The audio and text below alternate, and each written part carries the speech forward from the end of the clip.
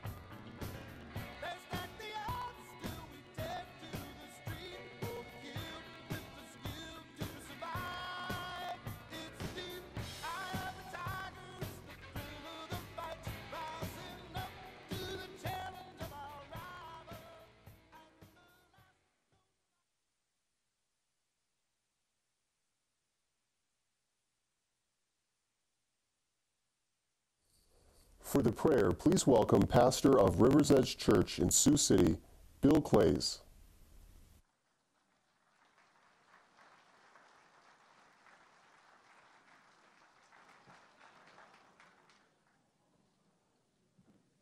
Can we please stand as we pray, please?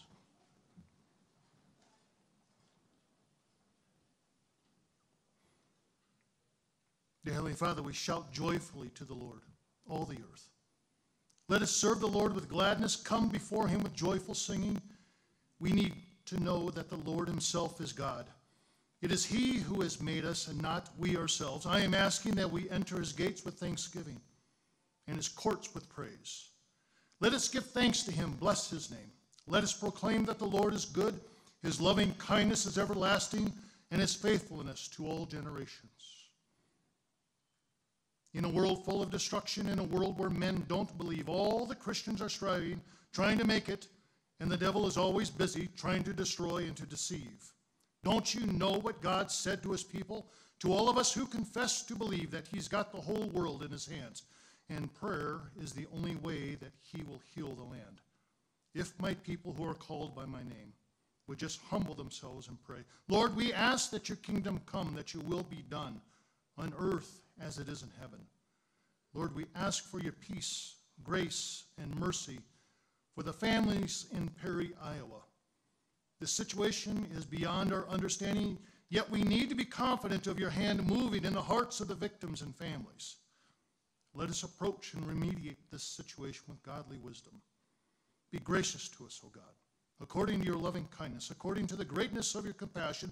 Blot out our transgressions. Wash us thoroughly from our iniquity and cleanse us from our sin. For we know our transgressions and our sin is ever before us. Against you, you only, we have sinned and done what is evil in your sight, so that you are justified when you speak and blameless when you judge. Even though we walk through the valley of the shadow of death, we will fear no evil. For you are with us, your rod and your staff, they comfort us. Lord, we ask that you create in us a clean heart and renew a steadfast spirit within us. Do not cast us away from your presence, and do not take your Holy Spirit from us. Restore to us the joy of your salvation and sustain us with your willing spirit. Because your promises, certainly goodness and faithfulness will follow us all the days of our lives, and our dwelling will be in the house of the Lord forever. Mr. President, if we say the Lord is my refuge, and you make the Most High your dwelling, no harm will overtake you, no disaster will come near your tent, for he will command his angels concerning you to guard you in all your ways. They will lift you up in their hands so that you will not strike your foot against a stone.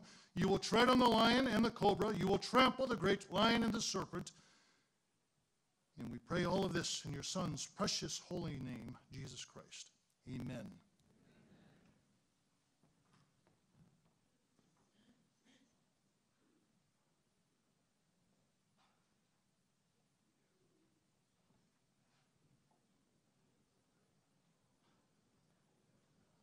Pledge of Allegiance, led by Plymouth County GOP co-chair Shelley Stabe.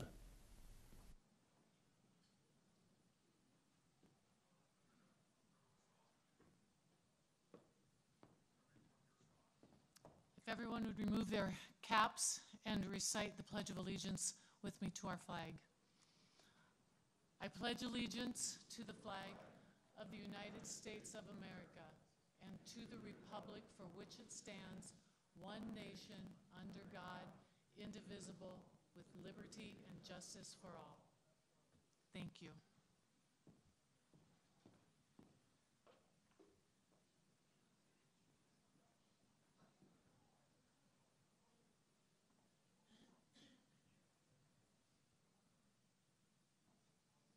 Please remain standing for the national anthem, led by Janice Warner.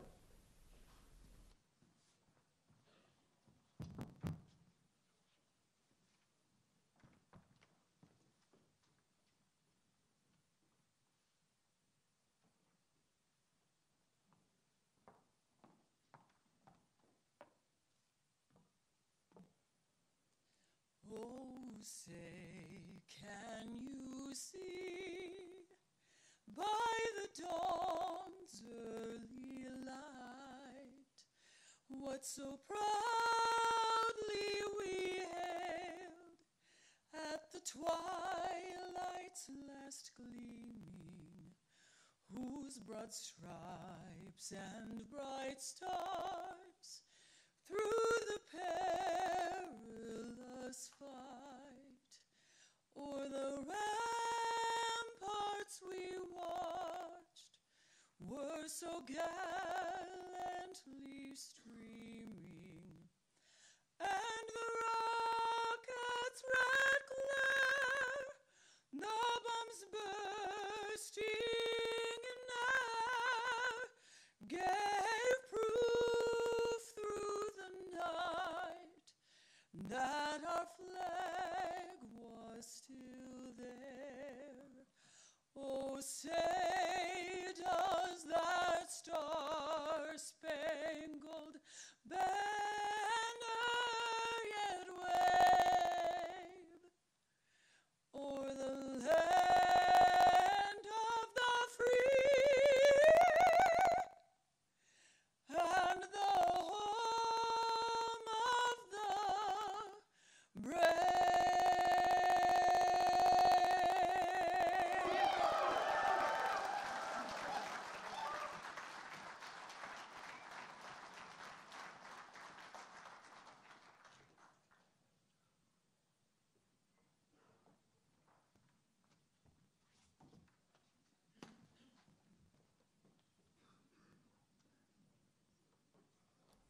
Please welcome State Senator Lynn Evans.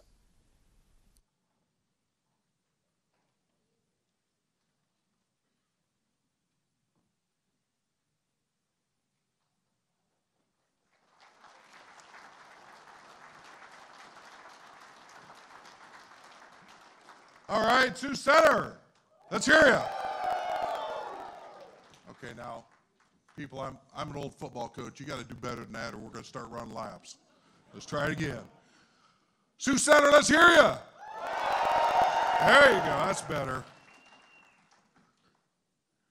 For we wrestle not against flesh and blood, but against principalities, against powers, against the rulers of darkness of this world, against spiritual wickedness in high places.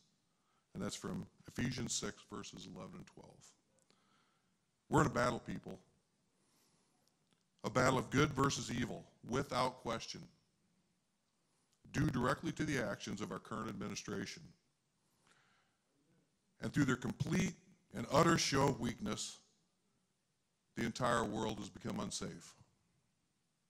When America is strong, there is peace.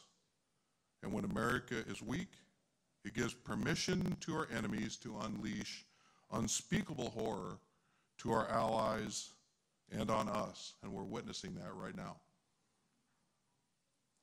President Ronald Reagan called this peace through strength. Donald Trump exemplified this better than any president in our history.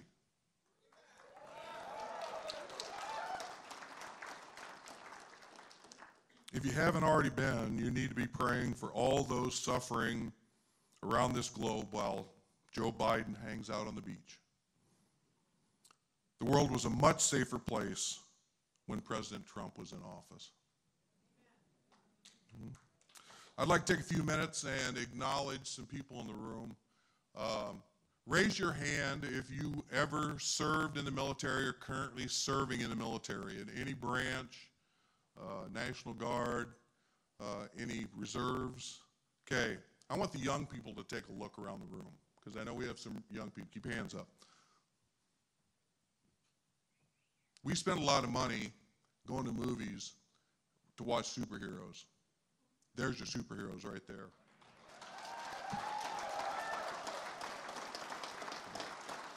They don't don capes and masks. They wear uniforms and they protect us so we can sleep safe at night. Thank you for your service.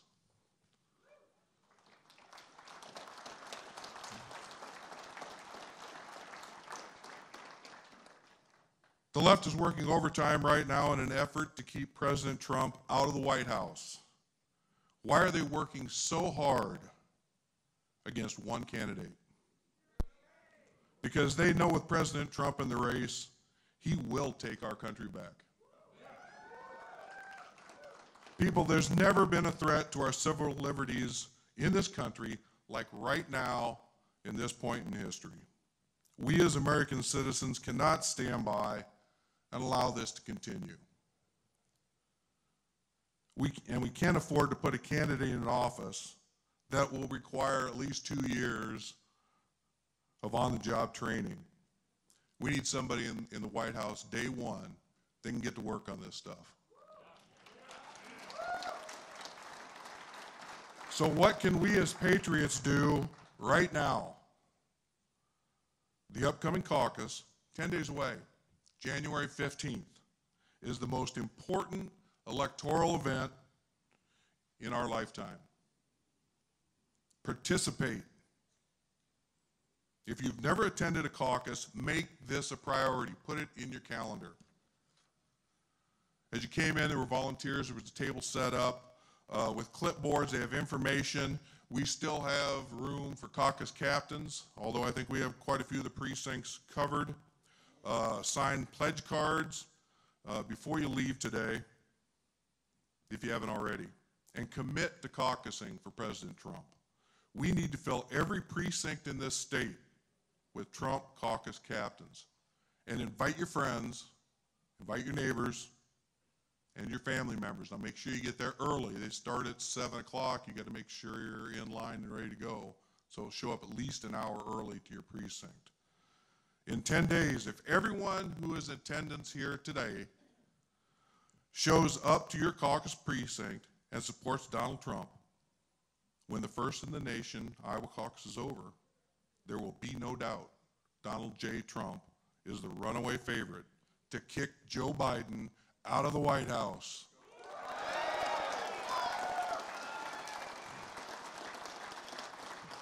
It's been an honor. Thank you and God bless.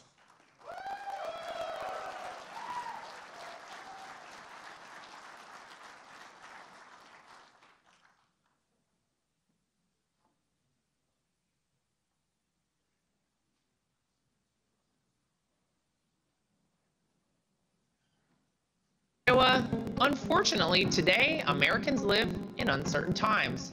Just 3 short years ago, the United States was a safer, more prosperous nation under the leadership of my father-in-law, President Donald J. Trump.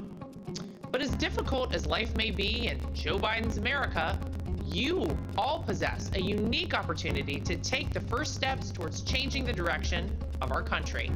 Home to the first in the nation caucuses, Iowans enjoy a special privilege, but also a responsibility to examine and select the strongest candidate to defeat Joe Biden next November.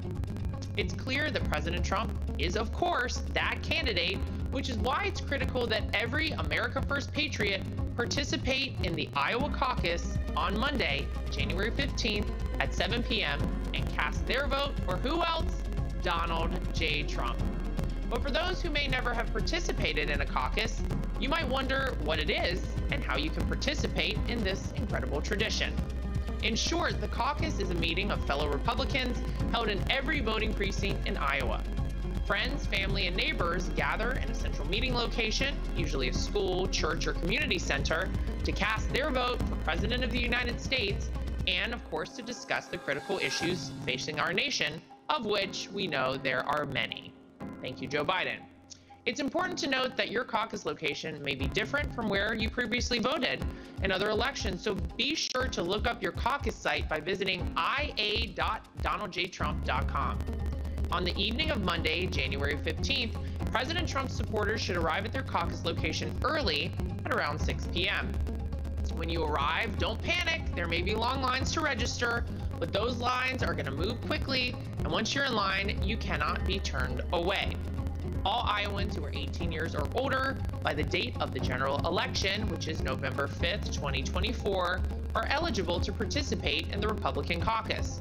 If you are a registered Republican, your name will already be on the precinct list. You simply need to show your photo ID to a volunteer. If you are not a registered Republican or are unsure of your registration status, you may register to vote as a Republican at your caucus location. If you choose to register at your caucus location, you must bring a valid photo ID such as a driver's license, military ID, or student ID, and a piece of mail such as a cell phone bill, utility bill, bank statement, or paycheck with your current home address for that voting precinct. After you check in or register to vote at your caucus location, volunteers will direct you to the room or area where your precinct caucus meeting will take place. Additionally, our campaign will have friendly representatives or Trump caucus captains at each location. They are going to be very recognizable because they will have a caucus captain hat and will be on hand to help direct or answer any questions that you may have. Once you gather with others from your precinct, a volunteer will call your caucus meeting to order promptly at 7 p.m. The meeting will begin with the Pledge of Allegiance, and then caucus goers will elect a chairperson to officially run the remainder of the meeting. After a chairperson has been elected, this person will open the meeting to candidate speeches, and each candidate is allowed to be represented by one speaker. Speeches are usually limited to around 3 minutes each. After candidate speeches are finished, volunteers will distribute paper ballots to every voter in that precinct. You will have a moment to complete your ballot and will return it to a volunteer to be counted. What makes the Iowa caucus so special is that the paper ballots are collected and counted in front of all voters in your precinct, ensuring the process is secure and transparent. Not that we think that there was ever a time where voting was not secure and transparent. Wink, wink, nod, nod. After the votes are counted, the results will be announced to all caucus attendees, and that's it. Once caucus goers have cast their vote, they're free to leave. But for those wanting to take the extra step to support President Trump, we urge you to stay and run as delegate to your county Republican convention. We need each and every one of you to take just an hour of your night to support President Trump. Remember to mark your calendars for 7 p.m. on Monday, January 15th, Martin Luther King Jr. Day, because that's the day we're going to start to take America back. The corrupt Washington establishment doesn't want our movement to succeed. President Trump has, of course, a tremendous lead in the polls, but we cannot leave anything to chance. Your participation in the Iowa caucus on January 15th will send a powerful message to the world that the America First movement is stronger and more united than ever. Together, we will win the Iowa caucus, and together, we will make America great again.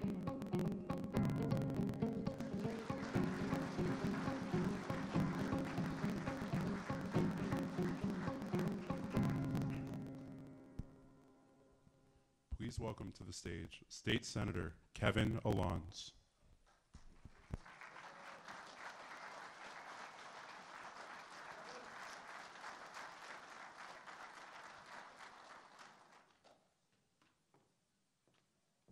Hello, everyone. And who's excited about Donald Trump? Well, it's great to be here in Sioux Center. This is where I'm from. I grew up in Boyden. I live down by Sioux City and represent that area. But super excited to be up here and talking about Donald Trump. I got to give a quick confession. When I wasn't been involved in the process for a while, I grew up. My dad was probably a lot of people up here know he was involved in politics, and so I paid some attention. I was a county chair when Donald Trump was a candidate, along with a whole bunch of other people. He wasn't my first choice. He was probably my last choice in 2015 when this started. And watching him, he won the primary, and I supported him when he won the election in 2016, and it didn't take long, and I was won over. He made some promises to us as a people, and he followed through on those promises. I mean, it's something that my dad was inspired by Ronald Reagan when he came back from the military, and that really got him involved in politics. And I really kind of have a similar situation where it just really motivated me to get involved, to see someone tell the truth, get it done, and that was Donald Trump. So I'm just going to go through a couple things that he has done that meant so much to me. Serving in the military, and now I'm serving in the Senate. First thing, national security, right? He talked about national security, and he said he was going to build a wall. He was going to defend our country. Boy, that is not happening today, is it? So he reversed policy. Think about the context. He reversed policy from a time of 8 years of Obama, and he went through just a host of things. Border, tax reforms. We are all still today taking advantage of those tax reforms that he brought.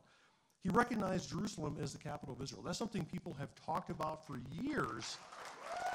Lip service, he did it. Unbelievable. And the thing that probably meant the most to me was that we have been battling the pro-life Roe versus Wade ruling for now, it was 50 years. Putting 3 Supreme Court justices that would actually adhere and follow the Constitution, unbelievable. Something, and then overturning Roe versus Wade, a bad decision, a bad judicial decision. That was an accomplishment that I think he still doesn't get enough credit for. And we owe him a debt of gratitude for that. But standing up to China, I just go down the list. The list goes on and on. But Donald Trump is, I'm just going to stop. So I was here in Sioux Center a few weeks ago and listened to some of the other candidates. And they made the comment that, yeah, Donald Trump was the right man for the hour, talking about 2016. But, there's just too much chaos. Too much chaos. I'm like, and they imply that the chaos is the Donald Trump thing. Where is that chaos coming from? It's coming from the media. It's coming from everywhere, frankly, and sometimes comes from within the party. But Donald Trump was the man for the hour then. He is definitely the man of the hour today. He is the only person that is going to make. Donald Trump is positioned to make America great again. So for me, as a Christian, I realize that, or I really feel that the truth is the secret. We think back to, we've sometimes evaluated our candidates, going back to what I said about not necessarily seeing Trump. Maybe some of you were ahead of me before, right? But it took me a little bit to warm up to Trump, because as a Christian, sometimes you use a criteria to select who is the best candidate, and that got us Jimmy Carter at one point. I don't know if anyone remembers that time period, but I see how that went over. But instead, we have a man who speaks the truth and seeks the truth and is willing to say the truth in public. And when he stood up to NATO, right, he told NATO that you got to pay your fair share. That wasn't a popular idea. European leaders mocked him for that. He said the truth. And that, I think, just spoke volumes to me as a member of the military especially. So we have to get every one of you from Iowa. Now, somebody implied that you don't have to be from Iowa to caucus. That is not a true statement, right? You do have to actually be an Iowan. So you can register that day as an Iowan, but you have to go caucus, right? So everybody needs to go caucus. And you need to get your family and your friends, your church members, and everybody else to go caucus for Donald Trump. Because what we need to do is send a resounding message that Trump is, he's going to be the nominee, but we need to send a message that just basically makes it game over and we can move on to defeating Joe Biden and restoring our country.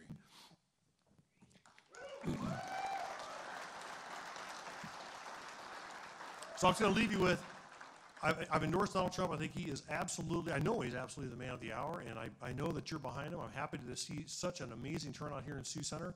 And go Donald Trump.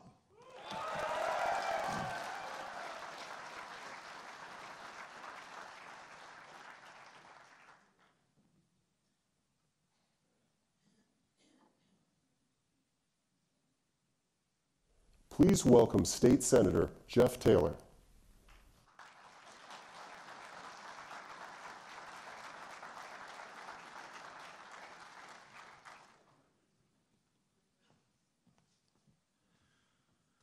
Thank you. Welcome to Sioux Center, everyone. My name is Jeff Taylor, and I'm the state senator that represents Sioux County, Lyon County, and the northern half of Plymouth County. Donald Trump is probably the most unlikely president we've ever had. Think of the odds against him, and yet he won. Let's take a look at President Trump's record. Unlike the Bushes and the Clintons, Trump is not an elite-minded globalist indebted to our nation's largest transnational corporations. For him, America First is not just a slogan. It's been a consistent policy position for Trump since the 1980s. He's a sincere patriot. He earned the undying hostility of the power elite in Washington and New York City by denouncing the Iraq War when he first ran in 2016, trying to end the Afghanistan war, withdraw troops from Syria, and refusing to create a new Cold War against Russia. The military-industrial complex and the intelligence agencies, the deep state in other words, and their political and media lackeys created the Russia collusion hoax because Trump was not sufficiently committed to endless wars and global empire. He's a nationalist. Yes. He worked to bring about more peaceful relations with North Korea. He rarely gets credit for it, and he was hampered by institutional constraints and pressures. But Donald Trump was a peacemaker as president, and I think he will be blessed by God for being one.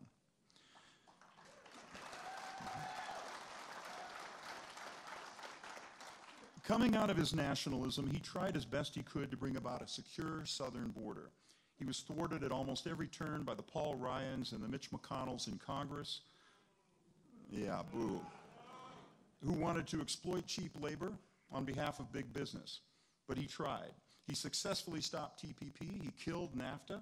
He stood up for American working class in a way that wasn't just rhetorical. He actually did things to bring manufacturing jobs back to our nation, including our largest cities. This was also part of his populism, a mindset that transcends party, ideology, and racial lines. The best kind of populism unites people. Trump made some strides, attracting more African American and Hispanic support than establishment candidates like McCain and Romney. Polls show even greater support in 2024. Donald Trump proved to be a champion of the pro-life cause, as Senator Alon's mentioned. He was the first president to ever speak in person at the March for Life. He appointed 3 excellent Supreme Court justices. In terms of human instrumentality, we have Trump to thank for the court's 2022 ruling that Roe v. Wade was wrongly decided and needed to be reversed.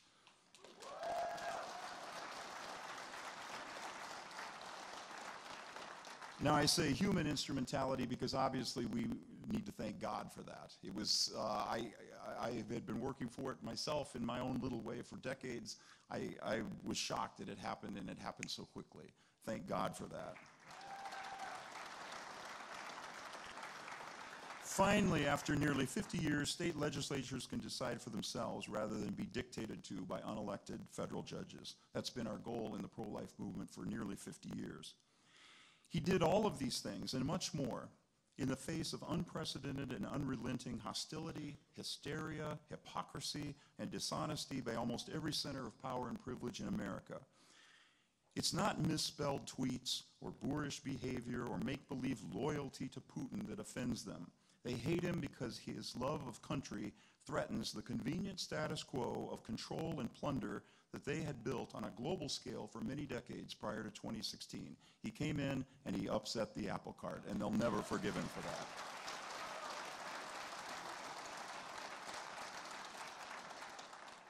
Hence the collusion hoax, hence the impeachments, hence the indictments, hence the efforts to remove him from the ballot. All unprecedented, all unprecedented.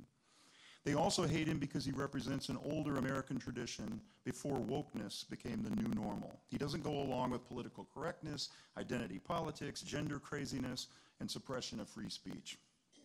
On a personal level, Donald Trump is a flawed human being. So am I, and so are you. All of us have sinned. All of us fall short of the glory of God. But overall, Donald Trump did an excellent job as President of the United States, and he deserves a chance to extend that legacy. Of all the candidates running for the Republican nomination, only Trump has actually delivered. He's the only candidate who has run for the White House and been elected.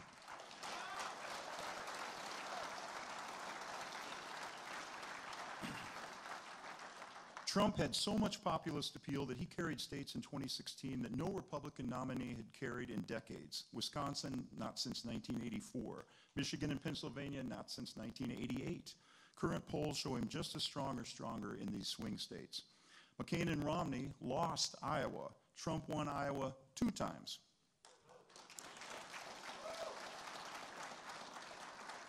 And as I finish up, I just want to point out that in 2016, Trump carried 31 of the counties in Iowa that Obama carried twice, 31. These were mostly working class areas in eastern Iowa that had long-standing labor union and Democratic Party ties. For instance, in Dubuque County, it hadn't voted Republican for president since 1956 with Eisenhower. In 2020, Trump carried all 31 counties a second time and increased his margin of victory in 27 of the 31. Donald Trump is the best chance we have of retaking the White House. He's also the only candidate running with a proven track record of not just promising, but delivering peace and prosperity. Turn out with your friends and neighbors and family on January 15th, and let's repeat another Trump victory in Iowa. Thank you.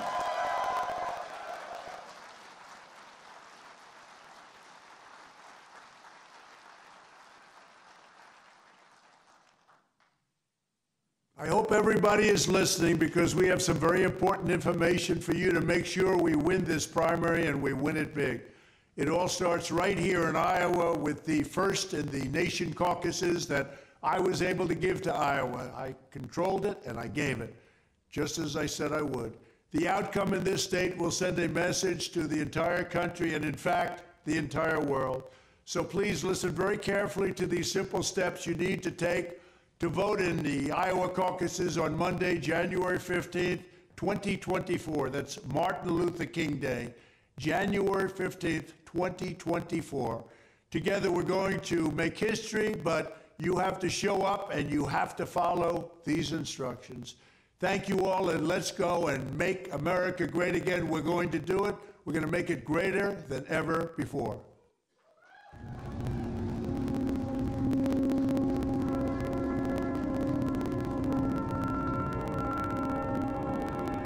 Making America great again starts one place on earth, and one place only, right here in Iowa.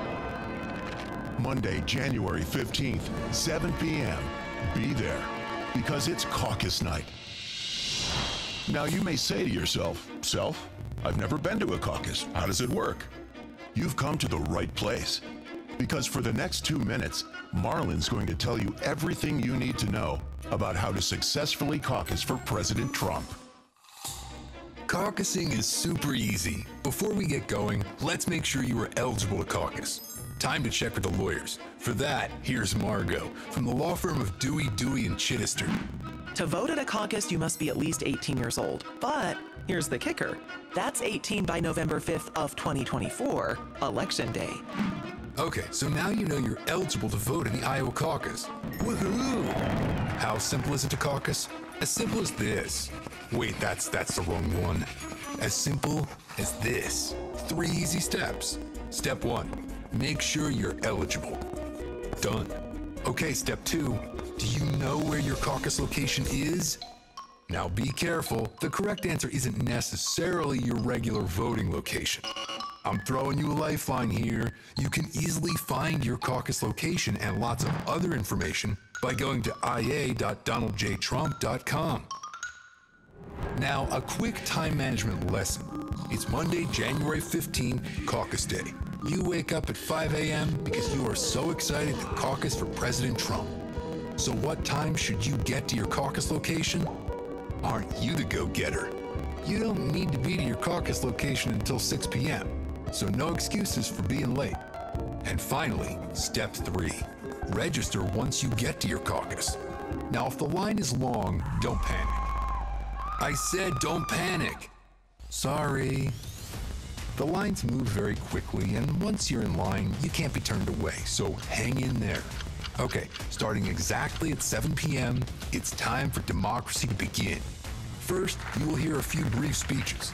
Then paper ballots for voting will be distributed, collected, and counted, all in front of you. Easy peasy. And that's the first step to making President Trump our next president and making America great again.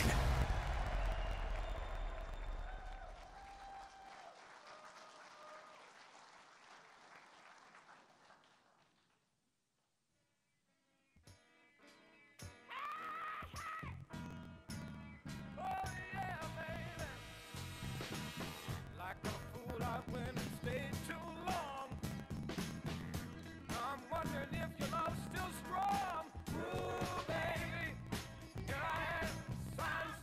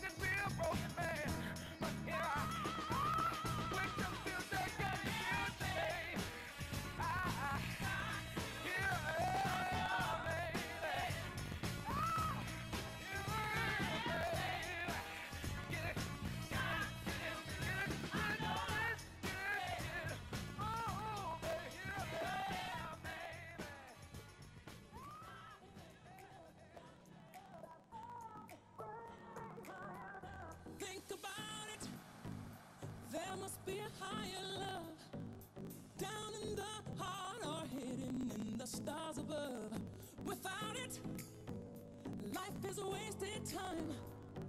Look inside your heart and I look inside mine.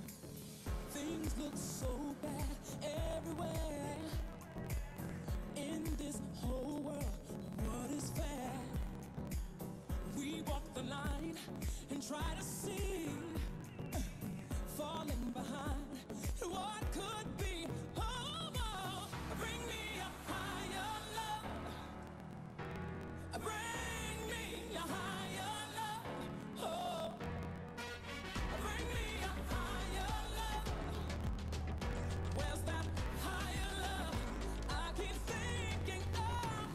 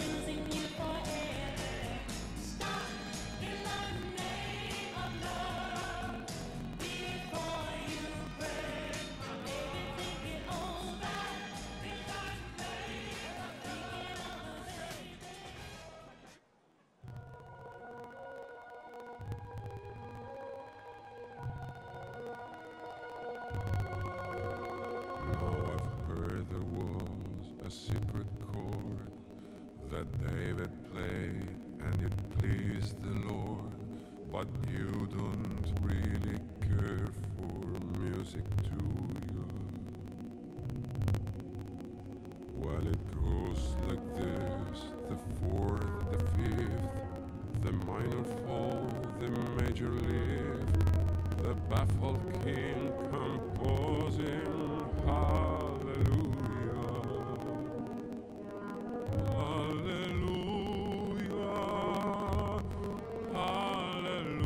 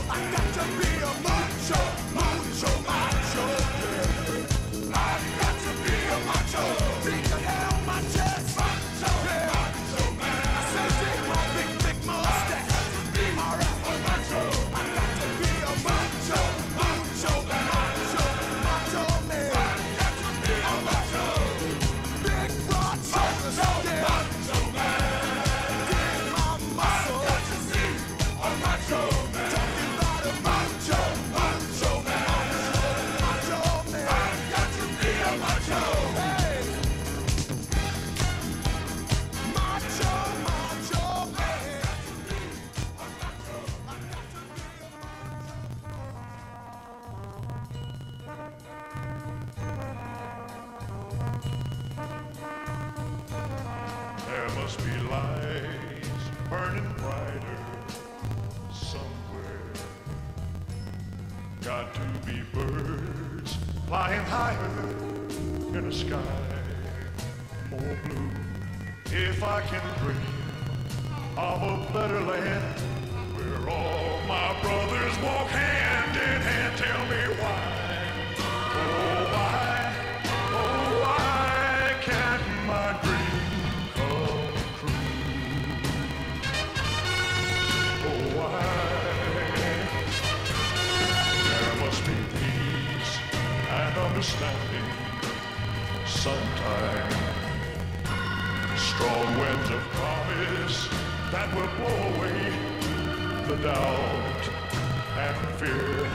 If I can dream of a warmer sun where hope keeps shining on everyone, tell me why, won't that sun appear?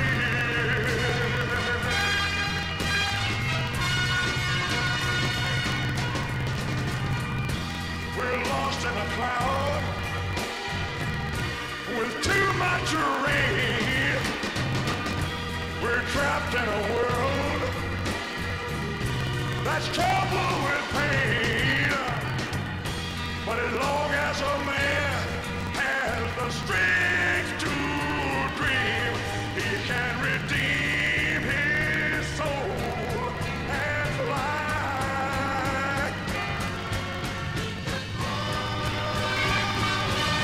Deep in my heart, there's a trembling question.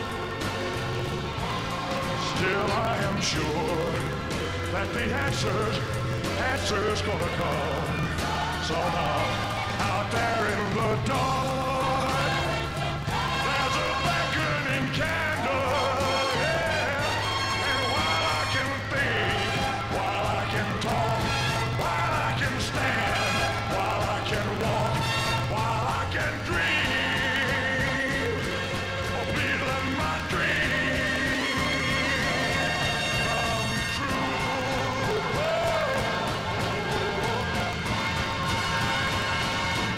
Right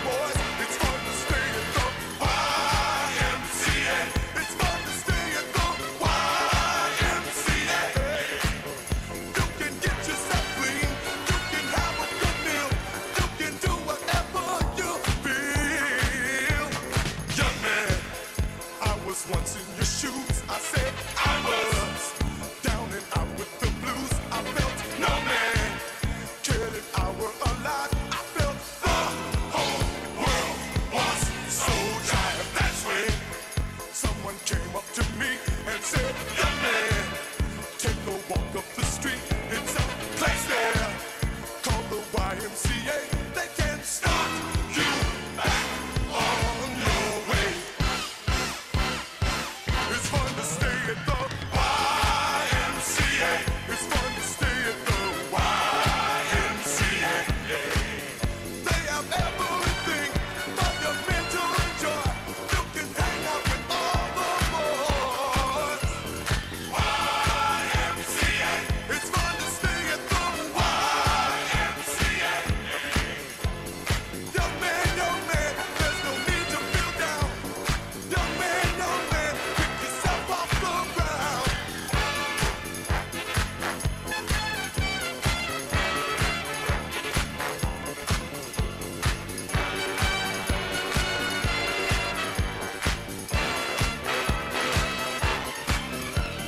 YMCA.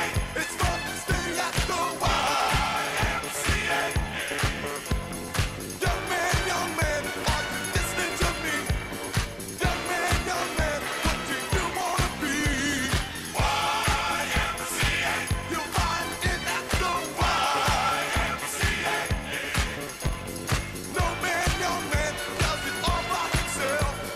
Young man, put your pride on the shelf. YMCA. And just go to the YMCA. Young man, I was once in your shoes. Young man. We're caught in a trap. I can't walk out because I love you too much, baby. Why can't you see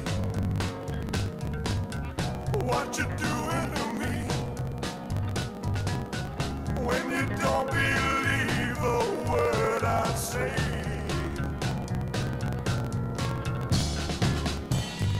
We can't go on together with suspicious minds.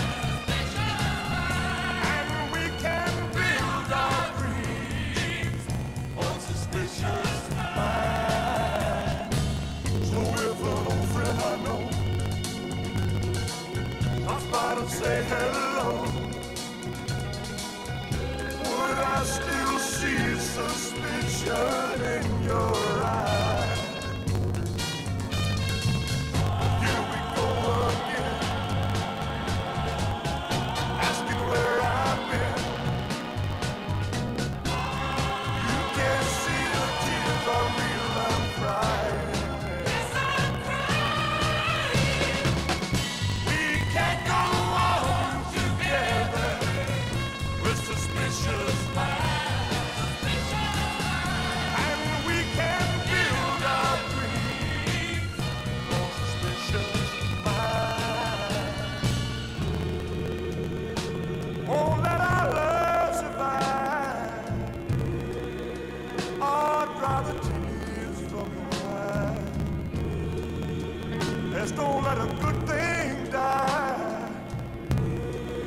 But honey, you know I'll never lie to you.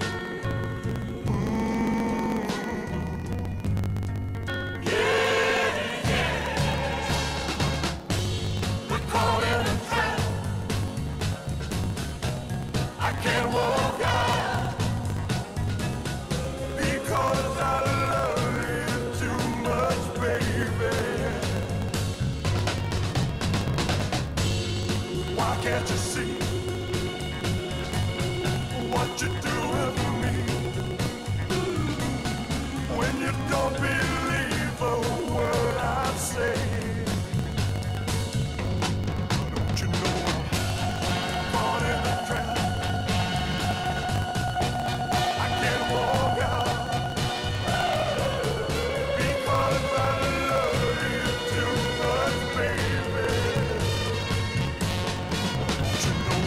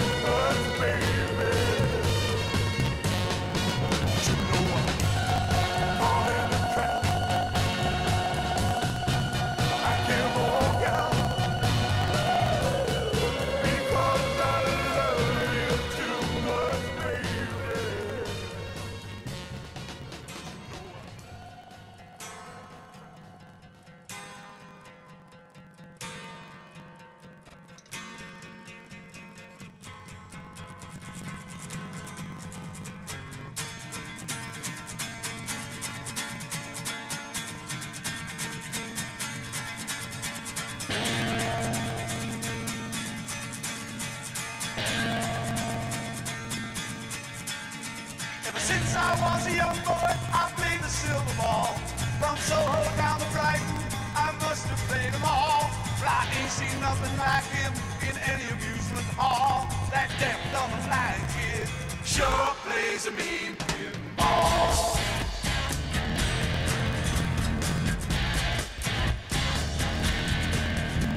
He stands like a statue, becomes part of the machine. Feeling all the bumpers, always plays clean. Plays by intuition, the digit counters fall. That deaf, dumb, and blind kid sure plays a mean pinball.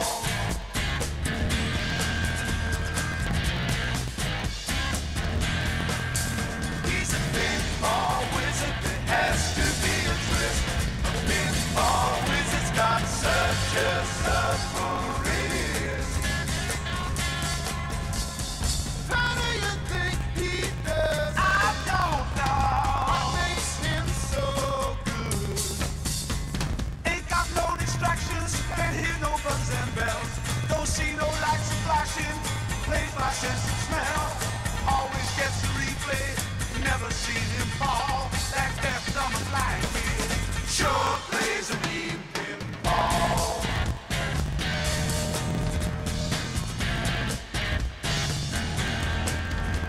I thought I was somebody table king, and I just handed my pinball. Ladies and gentlemen, please welcome the next president of the United States, President Donald J. Trump. And I'm proud to be an American, where at least I know I'm free.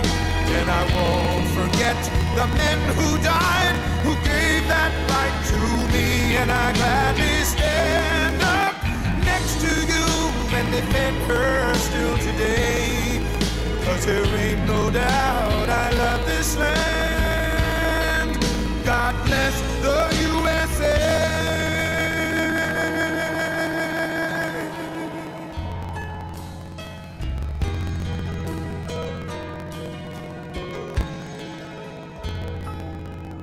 From the lakes of Minnesota to the hills of Tennessee, across the plains of Texas, from sea to shining sea, from Detroit down to Houston and New York to LA, where there's pride in every American heart, and it's time we stand and say that I'm proud to be an American, where at least I know I'm free. And I won't forget the men who died, who gave that right to me. And I gladly stand up next to you and defend her still today. 'Cause there ain't no doubt I love this land. God bless the USA.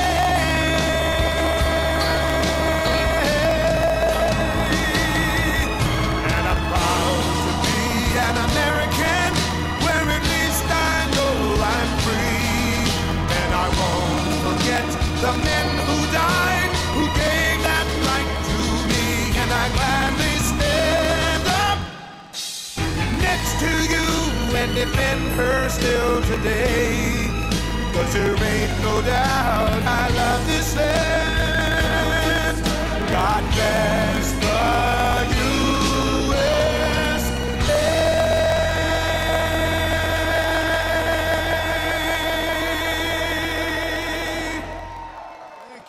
Thank you very much. Wow. It's a packed house.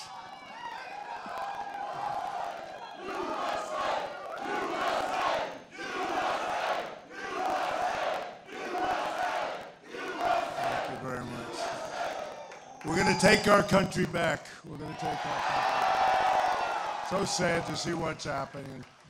Hello, Iowa, and very, very happy New Year. We're going to have a great year. Hopefully, it's going to be one of the greatest years ever. You know why? Because in November, it's going to be big. It's going to be bigger than anything's ever happened to this country. I think it really is of that magnitude, and I appreciate such a big turnout. We come to every little part of this place, and the people are greater and greater every step. and we want to hit every corner, and we're really honored to see the crowd, that we had the turnout, that we have your incredible people. You built this country. You built this country. 10 days from now, the people of this state are going to cast the most important vote of your entire lives. I believe that, too, very much. I used to say that 2016, and I believed it then, and now I believe this is even much more important. Our country's going to hell. You don't mind me using that horrible word, don't you? I use that word because our country's really in trouble. It's in trouble like it's never been before, in my opinion. We have a man who's grossly incompetent dealing with nuclear war. He's dealing against Russia. He's dealing against President Xi of China. If you would deal with these people, you'd say it's not a fair fight. By delivering the massive victory, I think it's going to be really a tremendous victory in Iowa, because I'm seeing polls that are phenomenal. But the main thing I got to ask you, look, we got to get out and vote, because, you know, bad things happen when you sit back. We love him. We love the job. We love the job he did for the farmers, for the whole state, but let's sit home and watch it. Maybe it'll be a little bit cold that night or a little bit rainy. So important that we get out and vote and really show the strength, because the only way we can get hurt is if you sit home and want to watch the great results on television. Then you say, is it too late? We got to get out there fast. But that's not going to happen. But if you would get out and vote, even though, you know, the polls have us way, way up, strange things happen. So if you don't mind, look, she's shaking her head. You're right. Oh, we've seen some very strange things happen. But I'm not worried about that. You know, the one thing I'm worried about it in a lot of other places. I'm not worried about it here. What I'm worried about here is we have to just get out and show the support, because it's going to make a big difference in November. We're voting now, but it's going to make a big difference in November. By delivering a massive victory in Iowa, you'll send a thundering message to crooked Joe Biden. He's a crooked man, he's an incompetent crooked man. You're going to send it to the fake news media right back there. Oh, that's a lot of press for this corner, this beautiful location. You know, they said, you didn't really have to come here. I said, like hell, I don't have to come here. I have to come here. If I didn't come here, I'd be in big trouble. I'd be in big trouble. Brad, my first supporter, you know, he's right here. I think I call him the Marlboro Man, right, Brad? He's right here. He said, you better get there, sir. You better get there. I said, I'll get there. But all the evil and all the sinister people trying to destroy our nation, and that's what happens. They are destroying our nation. I don't know how much more our nation can take. When you look at the border, when you look at Afghanistan, the way we got out, we were going to get out with strength and dignity. And the way we got out was something, I think, the most horrible day, the most embarrassing day or moment in the history of our country. And that led to a lot of other bad things, including Russia going into Ukraine, a lot of other bad things it led to. With your vote for our campaign on Monday, January 15th, you'll declare that we are going to take back our country, we're going to defeat crooked Joe Biden, and we're going to make America great again. Right? And it all starts right here, you know, because of me. I will tell you, I'll take full credit. I'll take 100% of the credit, if you don't mind, Governor. Go first in the nation, and you are first in the nation, and that's something that was very important to me. You know, you have a great tradition in Iowa, a great tradition for farming and plenty of other things, but you have a great political tradition, and they wanted to move you to the back of the pack. I said, we're not doing that to Iowa. We're not doing it. Maybe somebody else someday, hopefully long down, because I'll have signed those rights into your corner for a long period of time. You'll be here. I said from day one, right? I said, we're never moving you. You know, and you have forces that want to move. You noticed the Democrats moved. You did notice that? A couple of people maybe noticed that. But they moved, but you didn't move because of what I did. It all starts here in Iowa at 7 p.m. on Martin Luther King Day, 7 p.m. So don't stay home if you want to save America. Each and every one of you, get out and vote, and really bring your friends. We talk about 10. Bring 10 people, but bring whatever it is. You can also bring more than 10 people, I guess. But bring whatever you have to bring. Before going further, I want to send our support and our deepest sympathies to the victims and families touched by the terrible school shooting yesterday in Perry, Iowa. To the entire community, we love you, we pray for you, and we ask God to heal and comfort really the whole state and the pain that you have. This is something that's very unique to your state. We're really with you as much as anybody can be. It's a very terrible thing that happened, and it's just horrible to see that happening. That's just horrible. So surprising to see it here, but we have to get over it. We have to move forward. We have to move forward. But to the relatives and to all of the people that are so devastated right now, to a point they can't breathe, they can't live, we are with you all the way. We're with you, and we love you and cherish you. We're also really delighted today to have some of the great endorsers and my great friends, State Senators Lynn Evans, Kevin Alons, Jeff Taylor, and Brad Zahn. I told you Brad was the first one in the nation. He endorsed me 3 months before I ran. Where's Brad? The Marlboro man. Where is he? Where is he? Come here, Brad. Get up here, Brad. Come here. Want to say something? Come on. That was easy to endorse you. And he is the best president of my lifetime. The 47th President of the United States, Donald J. Trump. I said, who's that guy named Brad in Iowa? Because this was 3 months before I even knew I was running. Brad, I tell you, never wanted to say it. I had no idea I was running, Brad. But he said, if that guy in New York wants to run, he's got my endorsement. He's going to do it. He can turn it around. He's the only one I know that can turn it around. And he was actually I endorse him, he said. I said, that's my first endorsement. So when I finally got to meet him, which was around 2015, so it's a long time already, but a lot of great things have happened, and then we had a lot of bad things happen the last 3 years. A lot of bad things happened. But I was very honored by Brad, and there's a special feeling you have for some people, you know, when that happens, and I have that special feeling from him. He's a great person, and he loves this state very much, does a great job. Today, I'm also proud to announce that our campaign has been endorsed by pastors and faith leaders in every single one of the 99 counties. That's almost, I think, a first.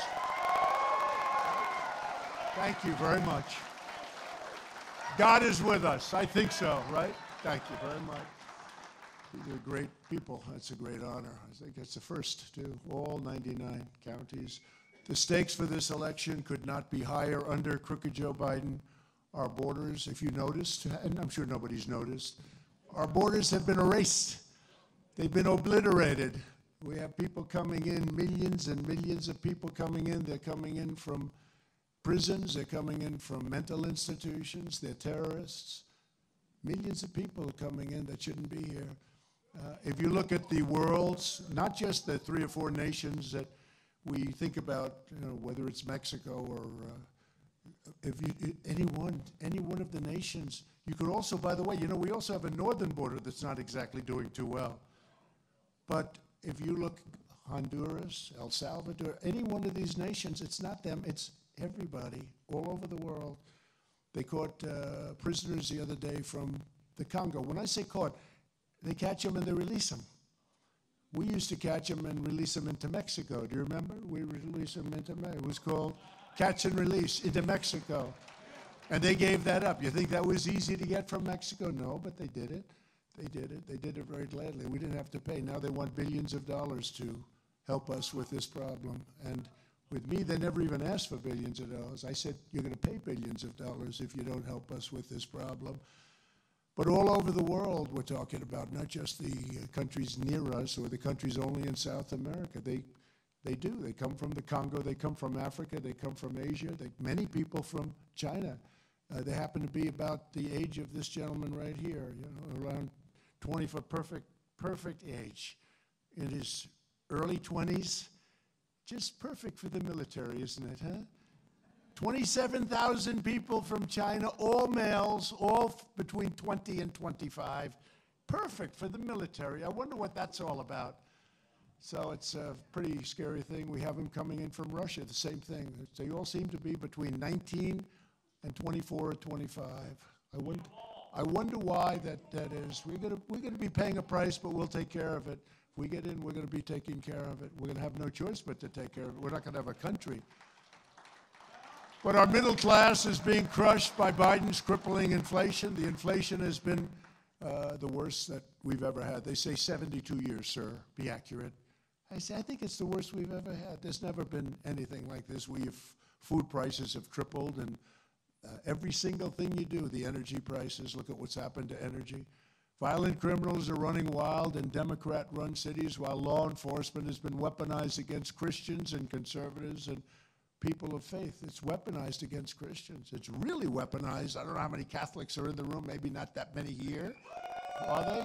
Well, what are we doing with the Catholics? I mean, they're persecuting Catholics, and then the Catholics, it's 50-50 between Catholics and us. Trump. 50-50. And I say, you know, it's amazing. I got a call from the Cardinal, New York, a very good man. And he said, sir, this was during the pandemic. He said, sir, we need billions of dollars to help us with our education. Our schools, we're losing a fortune. And I got him the money. It was very important to get it because they do a tremendous service and they have great schools, but they were hurting badly during that. And I was able to get him the money. And then I look at the vote. It's like 50-50. And I say, why? But now they are persecuting Catholics in particular. I don't know what's going on with the Catholics. You guys are Catholic. What's going on with Catholics? Why are they doing this with Catholics? Something's happening. But they're doing it with Christians, and they're doing it with parents, and they're doing it with a lot of people. And you explain that one. Let's go and get the parents at the school board meetings, right? It's ridiculous. But we have wars in Europe, we have war in the Middle East, and China is threatening Taiwan. Iran is inches away from a nuclear bomb. They're going to have a nuclear bomb, they say, in 34 days. And when we were in charge, Iran was broke. Iran had no money for Hamas. They had no money for Hezbollah. They were broke. Now they're very rich. They have $250 billion, they say, not including the $6 billion they got for a hostage trade. We got 5 and they got 5. I said, all right, that's good. That's better than they usually do. Usually, you know, we gave up the king of terror. You know, with the basketball player, Brittany Griner. We gave up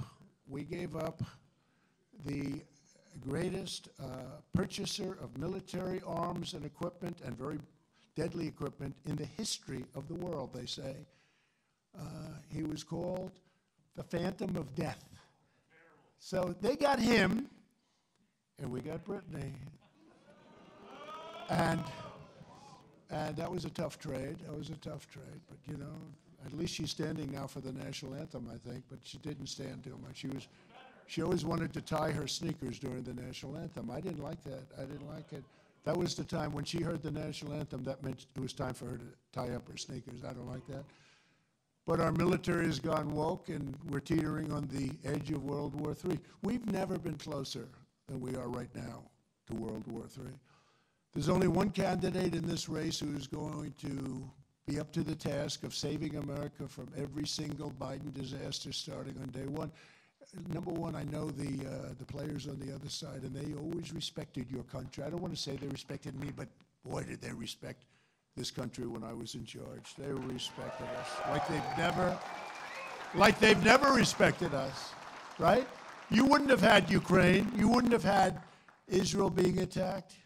Russia wouldn't be attacking Ukraine, but you wouldn't have had the attack on Israel. You wouldn't have had inflation.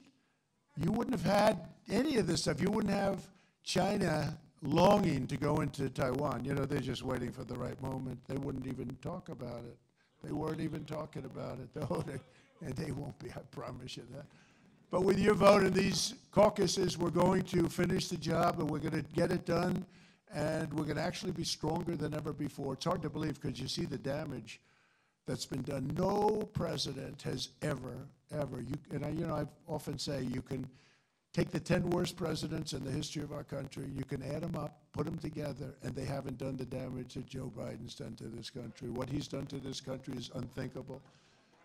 Biden's record is an unbroken streak of weakness, incompetence, corruption, and failure. Other than that, he's doing quite well, isn't he, don't you? That's a hell of a list. That's a hell of a list, right?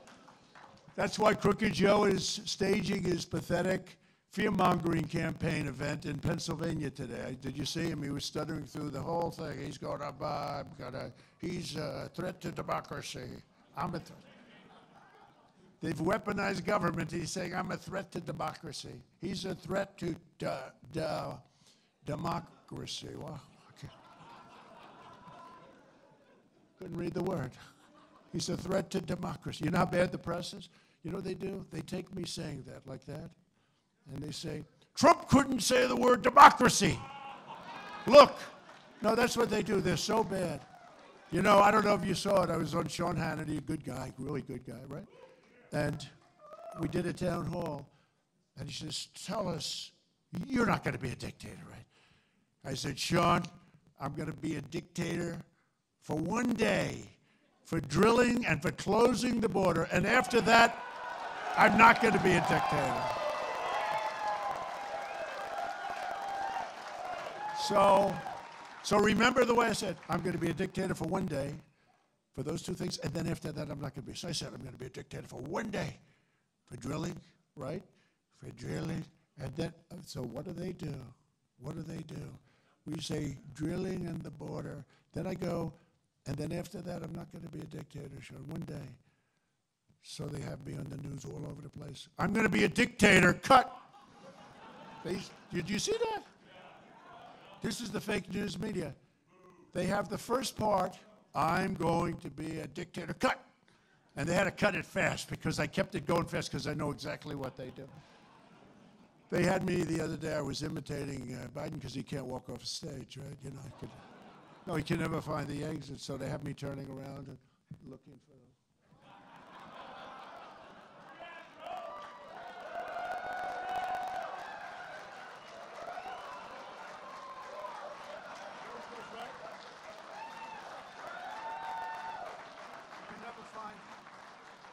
I mean, these stages have a lot of stairs on them. Some of them have 4 or 5 stairs, and he had like so many stairs, he couldn't find it. And they showed me that I couldn't find the way off the stage. In other words, they said he couldn't find the way off the stage. And it's just terrible. They're so bad. You guys are so dishonest. You're so pathetic. That's why they're all going out of business, I'll tell you. They are just so pathetic. And you know, it's so important. Having an honest media is so important. But they just aren't. And it's a lot of times what they don't say. It's not only what they say, it's what they don't say. But so I have to be very careful with sarcasm because I'm a little sarcastic sometimes, and you say something, and everybody there is laughing, having a good time, but they put it on as though you mean it, you know. It's so you can't have any fun during these rather terrible times if you think about it. Because Biden, I mean, if you take a look at what he's doing on the border, or inflation, or our military, that horrible day in Afghanistan, you look at what he's done with energy, all throughout the world, we're an embarrassment as a country. We become an embarrassment as a country. The only reason Biden is at Valley Forge abusing George Washington's legacy, I mean, he's abusing Washington's legacy, and he never sticks up for Washington. You know, they've taken the name George Washington off many schools and many different, can you believe it? The name George Washington is coming down from many schools, many in California, and he ought to stop that. But it's a legacy it's really a slander and a horrible statement he's making to 75 million Americans. That's what they say. It's much more than that. You saw the numbers that came out yesterday on the election. Everybody saw those numbers. They were released. The fake news doesn't want to talk about them. But it's a disgrace what happened in 2020. It's a disgrace, and everybody knows it. I think they have 81% of the people understand that. But he knows he can't show his face at the southwest border or in East Palestine, Ohio, where I love those people. They were great people. I went there early when they had that really bad situation. And he went to the auto workers' factories. He's given away our auto business to China, mostly to China. You could sit down if you want. Go ahead. Go ahead. See, I'm not kidding with those people that sit and you can't stand up in the front, right? But thank you very much. But, you know, people are waiting for 3-4 days in these things. That's cold out there. That's a long wait, right? It's pretty cold out there. I said, where's my coat? I had to walk 15 feet from the car to the... I said, do you have a coat? And these people are waiting for 3 days. So that's good. That means you're hardy. You're a hardy people. You're strong people. Thank you. Thank you very much. But if you take a look, Crooked Joe cannot talk about a single issue that matters to hardworking Americans because he's failed you and he's betrayed us on every single issue. And on policy, he's the worst ever. And people have known that for a long time. Secretary of States have said he doesn't know what he's doing. Obama said it. A lot of people said it. But he doesn't know what he's doing. You look at what's happening in the Middle East. You look at what's going on with Ukraine. He doesn't know what he's doing. Biden and the radical left Democrats lie to us because they know that Americans can't stand the truth about them because they know how badly they're doing. They are doing so badly. You know, they start off with a base because people said, a friend of mine called up, we're leading by 11 in a number of places. Now, 11's a lot, but a friend of mine called up, how come you're only leading by 11? This guy can't put two sentences together. I said, well, they start off with a base like about 39. He's at 38, so that's interesting. It's hard to be at 38 as a Democrat. But Republicans have to do it the old-fashioned way. We have to earn every one of them. But they have a base. I won't exactly tell you what that base is, but we all know what that base is. They have certain people that are going to vote Democrat almost no matter what. But I'll tell you, the union part of that base is coming to us. The union part. Can also tell you another. The Hispanic part is coming to us at levels that nobody's ever seen before. We're leading with Hispanics. That's never happened before. And African American is coming to us at a level that I don't think any Republican has seen because they understand that this man is not capable. He's not a capable person. I mean, if you had a store and you wanted to take a week off, you wouldn't put him in charge of the store. No, you wouldn't. Would you trust him to run your store? I don't think anybody would. That's a little question. It's a little, thing. If you have a store, would you trust the President of the United States to run your store? He couldn't do it. This election is our last chance to save America. Very important. The battle begins in Iowa on January 15th, and Joe Biden's banana republic ends on November 5th, 2024.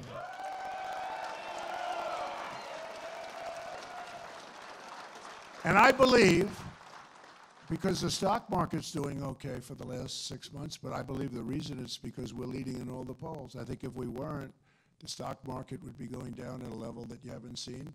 And I think if we don't win, I think you're going to end up in a stock market like you had in 1929, not a recession, a depression. I believe that. I have to say it. I really believe you're going to end up in a depression. You take a look at what these people are doing, how they're wasting all this money on the Green New Scam. It's called the Green New Scam. It's horrible. Horrible, horrible.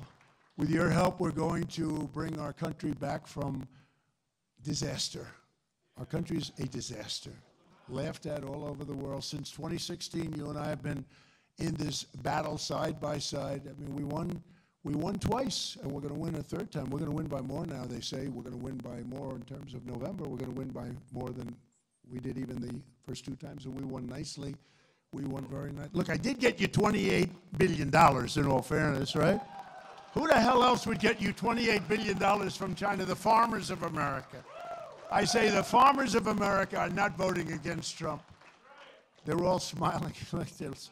They opened us big. Remember I said, here's what you do. We're going to take a little while with China, but we're going to end up winning the negotiation, and we're going to make a great trade deal. I don't even talk about that trade deal. I talk about USMCA. I talk about all the many trade deals I made and redid because you had such crazy deals. I used to say, who makes these deals? They're so bad.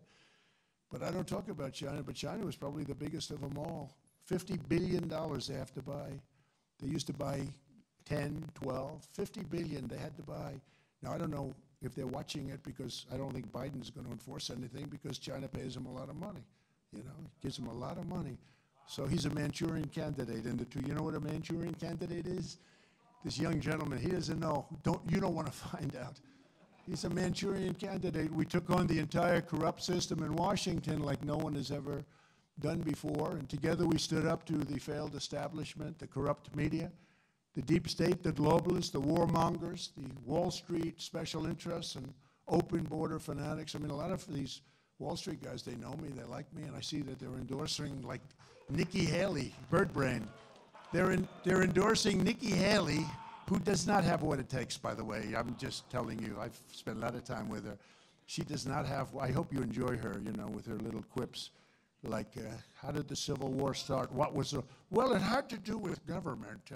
No, it was slavery. You know, I never questioned her on that. I never wanted to pile on.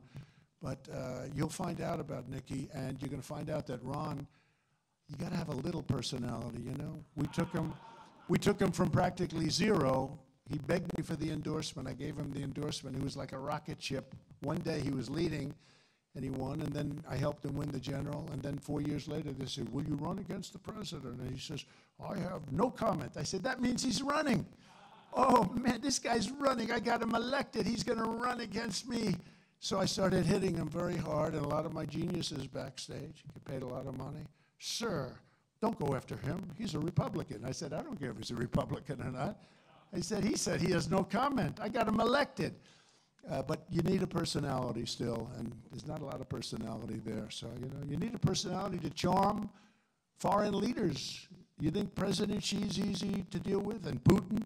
And you think Kim Jong-un, North Korea, you're going to get into a nuclear war. If Hillary won that election, you would be in a nuclear war. Who knows where you'd be right now? Because nuclear is a level that nobody wants to even think about. And, you know, again, now we have the problem with Iran, and they're going to have it. You know, when I busted up that whole Iran situation, they were supposed to make a deal, but they didn't do anything. They didn't do anything, and now they're going to have a nuclear weapon. They allowed them to sell. I told China, if you buy oil from Iran, you can't do business in the United States. They said, well, we're not going to buy any more oil. Thank you very much. And I said that to many countries, and they were doing literally no business. They were broke. And then Biden came along, took off all those sanctions in one day, and all of a sudden you have, you know, the greatest sponsor of terror anywhere in the world, probably in history, and they're giving money to everybody that wants to blow people up. But we didn't like that. But it is what it is. But they didn't do anything. I took away all of their economic power. And by the way, I wanted to make a good deal for them too. I think everybody would be happy. But they cannot have a nuclear weapon. That was the only thing. The one thing I said, you cannot have. Had that election not been rigged, we would have had a deal with Iran in the first week. In the first week after the election, not even in January, after the election, we would have had a deal with Iran. But they didn't do anything. I terminated the deal, which was not easy to do.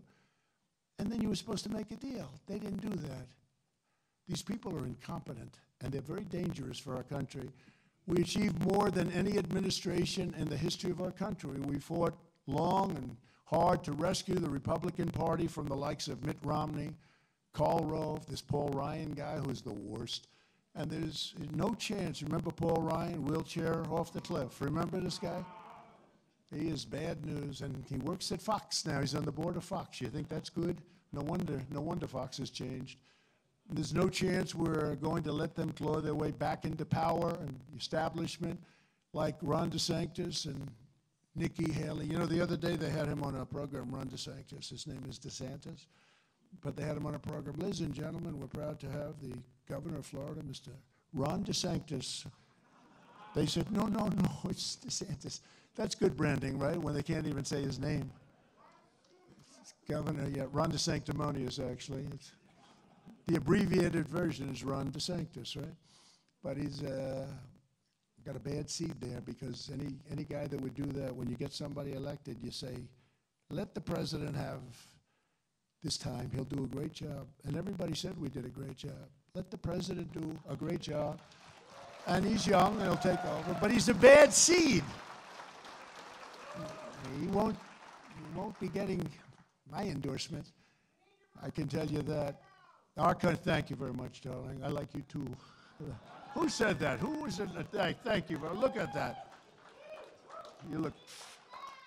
Thank you, darling. That's a nice voice, right? I heard that voice. I said, just stand up, please, if you would. Thank you very much. Very beautiful. Our country's dying, and there's no time to waste for your vote or another establishment career politician. We have to straighten out our country. We have to straighten. We got badly hurt when the gift from China poured onto our shores, COVID. You know, the day before that happened, I had John McLaughlin, the great pollster, He was in my office with some other pollsters, and they said, "Sir, I'll be honest with you, you can't lose. This is the greatest poll numbers I've ever seen." You know, we were a couple of years, 2.5 years in, and they said, "You can't lose. If George Washington came back from the dead and Lincoln came back and they teamed up as president and vice president, sir, you'd beat them by a lot." I said, "That sounds good." The next day I go into the Oval Office, they say, "Sir, there's a problem in China. There are a lot of people dying in Wuhan." Remember I said it was the Wuhan lab? I never changed. It was the Wuhan lab. But other people said, "Oh, it's a cave from 2,000 miles away with bats." Then they blamed France, they blamed Italy, they blamed everybody. It ultimately came back to Wuhan, which is what I said. I never changed. But they said, "There's a problem over there. A lot of bodies lying around this particular facility." I knew what the facility was, and I said, "That's not good." But who would have ever thought? And we did a phenomenal job. We never got credit for that. Look, we got credit for a great economy. We got a lot of credit too, but we really did a great job in that. Nobody knew what the hell it was. But they said there was nobody that could ever have come even close to us. Look at how the farmers were doing. And by that time, we had to deal with China. We had everything cooking. We made USMCA. Everybody said, "You'll never be able to change NAFTA." Remember NAFTA, that horrible, horrible deal, one of the worst trade deals ever made? But a vote for Donald Trump in these caucuses is a vote to secure our border. It's a vote to stop the invasion of millions of people from parts unknown. We don't even know where the hell they come from. They come from parts unknown. It's a vote to rescue our economy, and it's a vote to reclaim our democracy from crooked Joe Biden and the entire criminal class in our nation's capital. They're criminals. What they're doing with voters and what they're doing with the weaponization of the system and elections, what they're doing is incredible. I mean, I've gotten indicted more than Al Capone. Do you know Al Capone, Scarface, you know? He had a scar from here to here, and he didn't get it, I always say, playing tiddlywinks, right? He was a rather rough guy, and if he had dinner with you, if he didn't like the way you smiled, he'd shoot you the next day. You'd get killed, probably the next night, but you'd be gone. He got indicted less than me. I got indicted because I said we had a rigged election, and it turned out I was right. It was rigged much worse than anybody thought. But unlike every other candidate in this race with me, you know, in your heart that I will always put America first. We put America first, and with God's help, our job will get done, and it'll get done like it did before. We did more. I mean, we rebuilt our military. We got the biggest tax cuts in history. We got the biggest regulation cuts in history. Right to try. Hopefully nobody in this room needs it. But, you know, we have space age. We have the greatest doctors and laboratories in the world, and people couldn't use it. If they were sick, they'd go to Asia, they'd go to Europe, they'd go all over the world. If they had money, if they didn't have money, they'd go home and they'd die. I got right to try so that we could take something that wouldn't be approved for 5 or 6 years by the FDA. I moved that up too, by the way. That used to be 12 years. We cut it down in half. And it was going further. But right to try gave you the right to sign a very quick document and get whatever it is out there. You know, they used to say, "You can't do that, sir. There's great liability. Supposing they die." I say, they're terminal.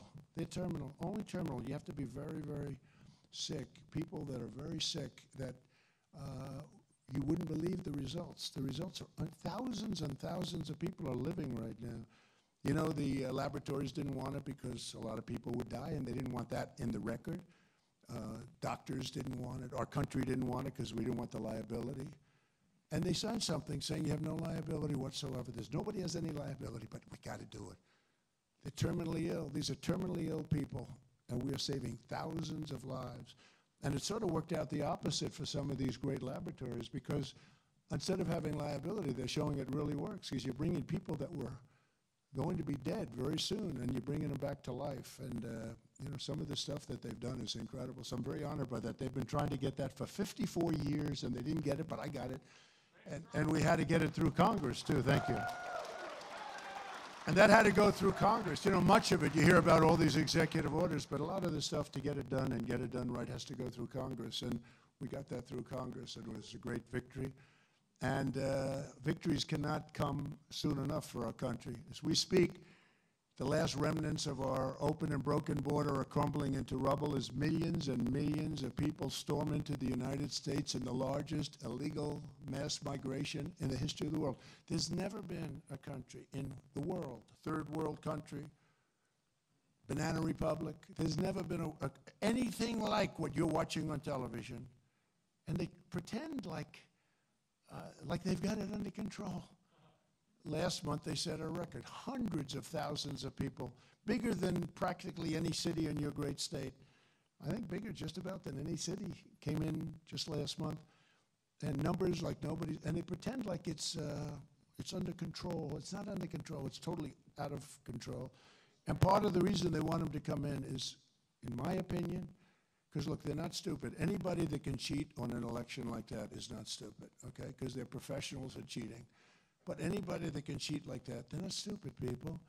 So there's two things and then a third. Number one, they're stupid. Number two, right?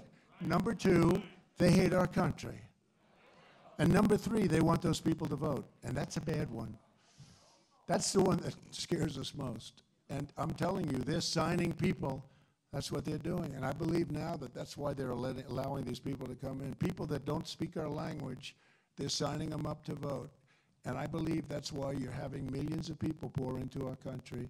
And it could very well affect the next election. And I believe that's why they're doing it, because they know what they're doing.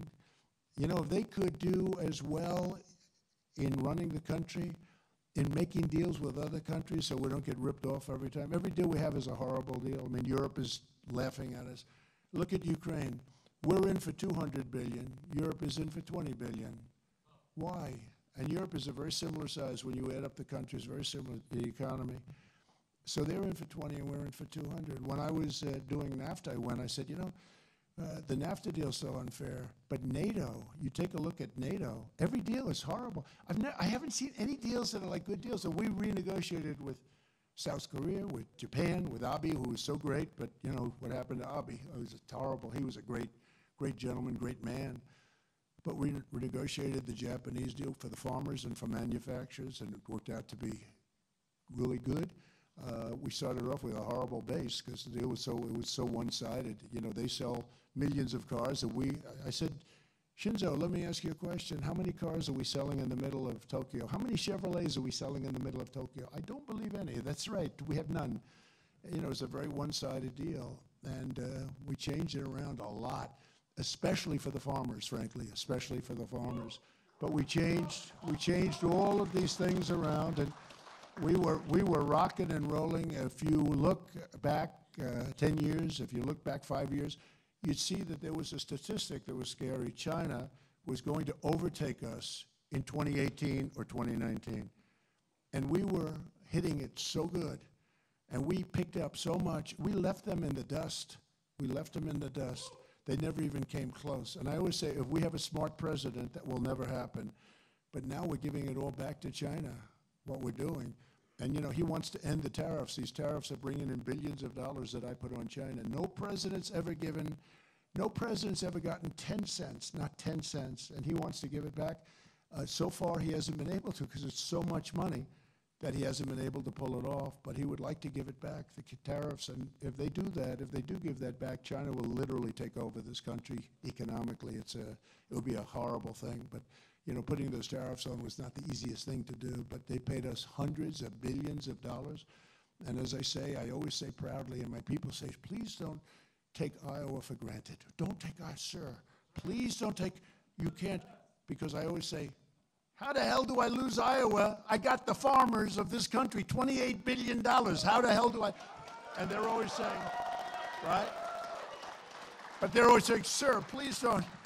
I said, I'll take my chances. Nobody else. Look, Ron DeSanctimonious was against the farmers, and he was against ethanol. Nikki is against farmers. She wanted to decimate Social Security. So did he, by the way. He wanted to move the age up to 70. She wanted to go higher than that. I mean, and these people, one thing about a politician, because I dealt on the other side of politics a lot too, one thing about they always go back to what they originally had. That's their inclination. They always go back to where they originally were. But I was for all of your things, and I was for your ethanol. And ethanol, let me tell you, it's always a battle with ethanol. It's not easy. But I saved ethanol, and they will get rid of it immediately. They're going to get rid of it immediately, I can tell you that. Despite, even though all of a sudden they become ethanol people, you know, this industry is going to give Ron a little party, like 12 people are going to show up because of his stance on ethanol. Tell him to go back a year and a half and take a look at his real stance. A record 300,000 illegal aliens were detected crossing the border in December alone. That's the largest number in history. That's the biggest number in history. And under the Trump administration, we had the most secure border in the United States in U.S. history 3 years ago. So you went from the most secure border with, by the way, the least number of drugs pouring into our country in 22 years, okay? And that's not acceptable. Look, the way, if you want to stop the drug epidemic into our country, which is killing, in my opinion, 250, 300,000 people. They always say 100. It's not 100. It's much more than that. You know what to do, right? Do you know what to do? He says, vote for Trump. Well, that's another way of saying, yeah, you could say, that's very good. I like that. No, the death penalty for drug dealers. If you do the death penalty, you stop it. You know, a drug dealer on average will kill 500 people during his or her lifetime, right? 500 people. When you think of it, that's really bad news. But on average will kill 500 people during his or her lifetime. And when I went to China and I saw President Xi, I said, do you have a problem with drugs? No, no, no, we do not. Oh, why? Quick trial, quick trial. I knew what quick trial meant, right? Quick trial. Unlike our trials that last, 400 years, except if I'm being tried. If I'm being tried, they go quickly. They set records. If I'm being tried for bullshit, they go fast.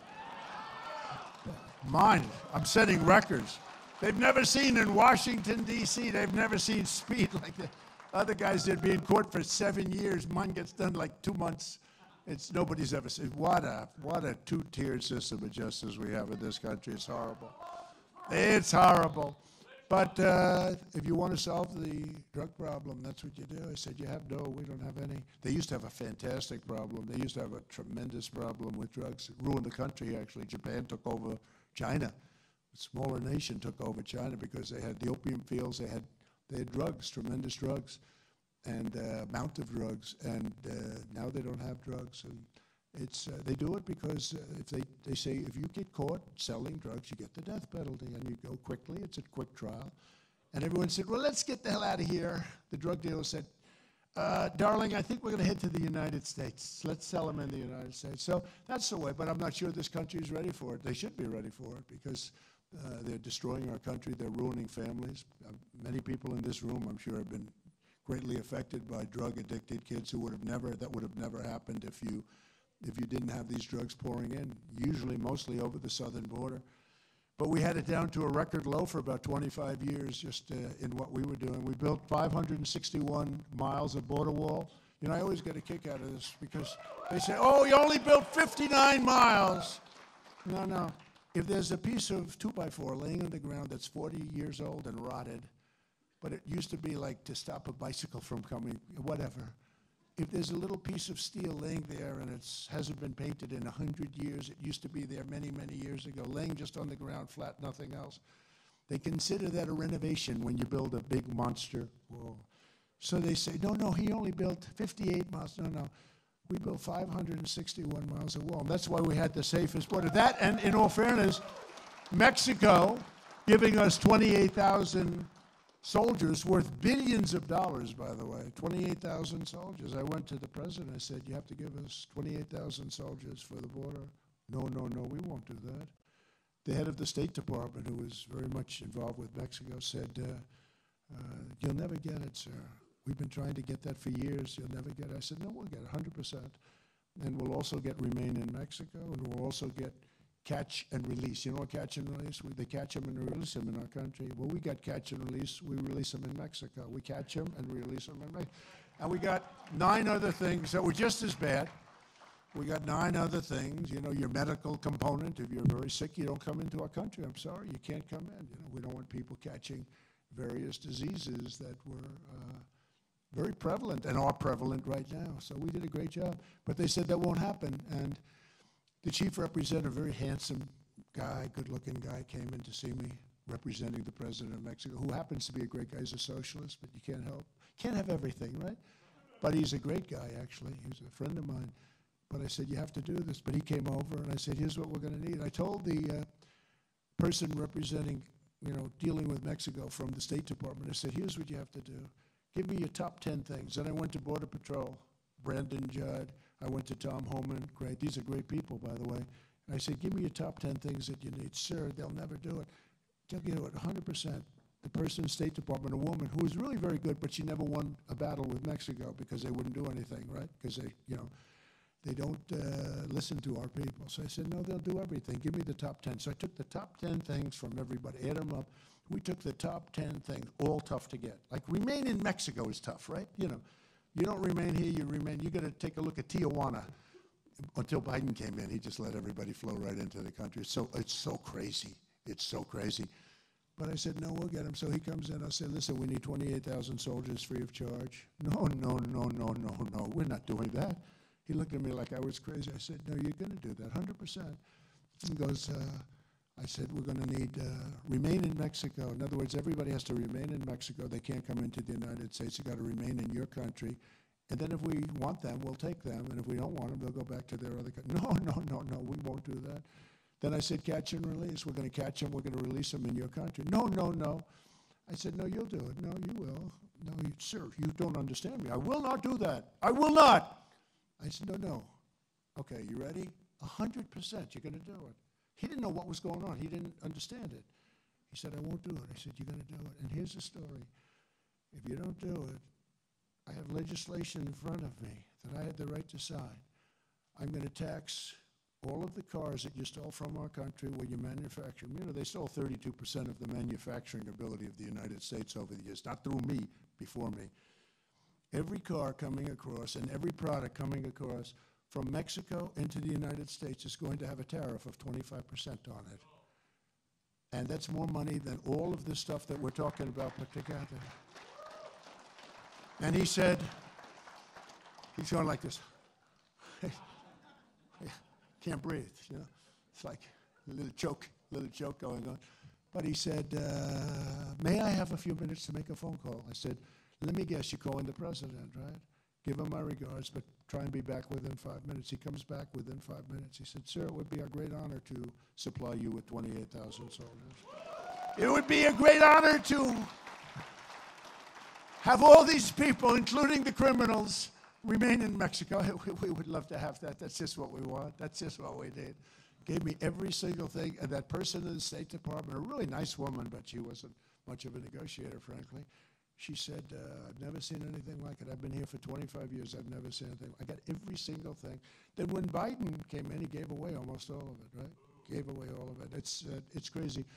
And Ron DeSanctimonious and Nikki Haley and all the rest of the pack will never do what it takes to secure the border. They'll never do what it takes to make our country great again. They're never going to do it. I know them. I know them all very well. They don't have what it takes. Nikki Haley has been in the pocket of the open borders establishment donors her entire career, and she's a globalist, She likes the globe. I like America first. The people in this room like America first. And Nikki Haley's campaign is being funded by Biden donors. Did you know that? Biden donors, because they're trying to get her, like in particular, here we're doing so well. I think they've sort of given up. Do you notice they're sort of like out of here? But in New Hampshire, they have a lot of Biden donors and contributors putting money into her campaign. That tells you, that should be enough to stop her right there. Well, she stopped. Hey, listen, they had a poll last week. It was a classic, just to show you how fake the media is. So the headline was, Haley surges. I said, uh-oh, this is bad. I better read this little thing. So I went up 7 points to 74, okay? I went up 7. She went up 2 points, and Ron DeSanctimonious went down 1. So instead of being down 2 points, she was even with Ron DeSanctimonious now. So the headline, and she was at 10, and he was at 10, either 10 or 11. I was at 72 or 74. And the headline was, Haley surges. That's because it's fake. The media is fake. So anyway, we like these little quips. You think they're on the teleprompter? You think Biden could tell you stories like that? He'd get lost. Can't find his way off the stage. Now think of it. You think he ever goes off teleprompter? He's no good when he's reading the teleprompter. He read it today, he got all confused. He didn't know where the hell he was. He's reading about, he's saying that I'm a threat to democracy, and he had a hard time with it. She opposed my border wall, Nikki. She condemned my strong borders policy, and in 2016, she stabbed the Republican Party in the back by siding with Barack Hussein Obama against a thing called the Trump travel ban. We didn't want to have people from countries that hate us coming into our country. We don't want our shopping centers blown up, if it's okay with you. We don't want our people killed and decimated and bombed and shot and everything else. So, and it passed. It went through the Supreme Court. It just passed. And, you know, we had no terrorism problems in this country, and the whole world didn't have. You know, I got to tell you, because he's a great man. He's actually a great leader. He's a very tough man. He's the toughest man in Europe, one of the probably the toughest leader, maybe anywhere. Viktor Orban from Hungary. Anybody hear of him? He's tough. But he's a very good man. But they asked him a question. What would you do if you were President Biden? What would you do? What would you do? Because the whole world is blowing up. Israel, Ukraine, and Russia. The whole Middle East is just ready. It's a counter. It wasn't that way 3 years ago. 3 years ago, everything was good. Iran was not going to do anything. Nobody was. We're getting along with everybody. They knew. North Korea is now acting up again, as you know, Kim Jong-un. But he liked me. The press hates when I say that I liked him. He liked me. They hate it. They say it's terrible. No, it's not a bad thing. You know, he's got a lot of nuclear weapons. It's nice if he likes you a little bit. He wouldn't return Obama's phone calls. He didn't want to even meet with him. But they said, what would you do? And they really said, I mean, Orban was incredible. He said, what I'd do is I'd resign from office immediately, and I'd say, bring Trump in here to run, because when he ran this world, we didn't have problems with Russia, with Ukraine, with Israel, with Iran, with China. We didn't have problems with anybody. They feared him. Now, he said they feared him. You know? He said they feared him. I don't want to say that. That's him saying it, because I don't want to say they feared me, but they respected me, and they respected our country, and they feared our country. But he said they feared him, and they weren't going to mess around. But it's true, we didn't have problems with anything. And we didn't have problems at the border. We had the most secure border we've ever had. Everything was nice. And this guy could have gone, you know, he likes going to the beach. Somebody on his campaign said, you look great in a bathing suit. Now, when, you know, what is he, 82 or 81? Look, look, I'm not that far behind. But I'm 100% up here. I feel I'm better than I was 25 years ago. I think I'd know it. I think I'd know it. I really, maybe you know it, but you don't want to know it. You know, that could be also like that. But I think I'd know it, you know, when you say it's great to be in Idaho. Is that where we are? The worst is when he said, it's great to be in Florida, and he was here. There were no palm trees here. Did they have palm trees here? Not too many, right? No, but I think, but he said that. He said when Trump was president, the whole world was safe. There was nobody going to play games.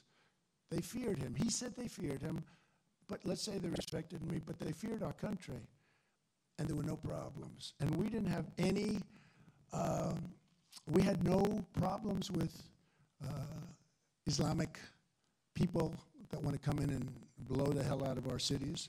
We had nothing. Now, I didn't want to say that when I was president, but, you know, we had gotten through 3.5 years, and I really wanted to say it, but I didn't like the idea of saying it, because then the next day something happens. I said, boy, do we look. It happened to them. They would say, well, we're doing fairly well. They weren't doing great, but they were doing fairly. And then Israel was attacked the following day, right? You saw that. They said, well, we're doing pretty well there, too, and we've been very nice. Well, they were so nice that it's the worst problem that Israel has had, certainly, probably, possibly ever. We're going to find out pretty soon, because it's moving along rapidly. And the biggest problem is we have no leadership on our side. We have no idea what we're doing. We have no idea what to ask for. We have no leadership on our side. But Viktor Orban, most respected man, probably the toughest man in Europe, maybe beyond Europe, he made that statement. I was very honored by that statement, because I'm only about making our country great, saving our country, and I want to help the world if possible. If possible, we'll help the world. A lot of it you can do with a phone call. I mean, I can tell people on a phone, I can say, you can't do that. You can't do that. I told it to a very nice, good friend of mine. the head of, France. They make nice champagne and wine.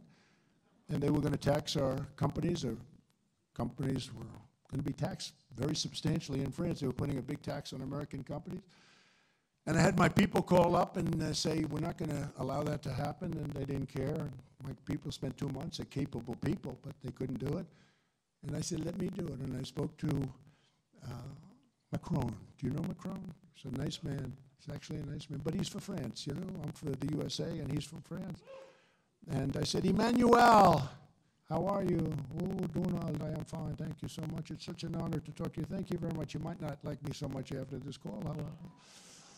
I understand, Emmanuel, that you're going to be taxing American companies doing business in France. Oh, yes. It's that has passed.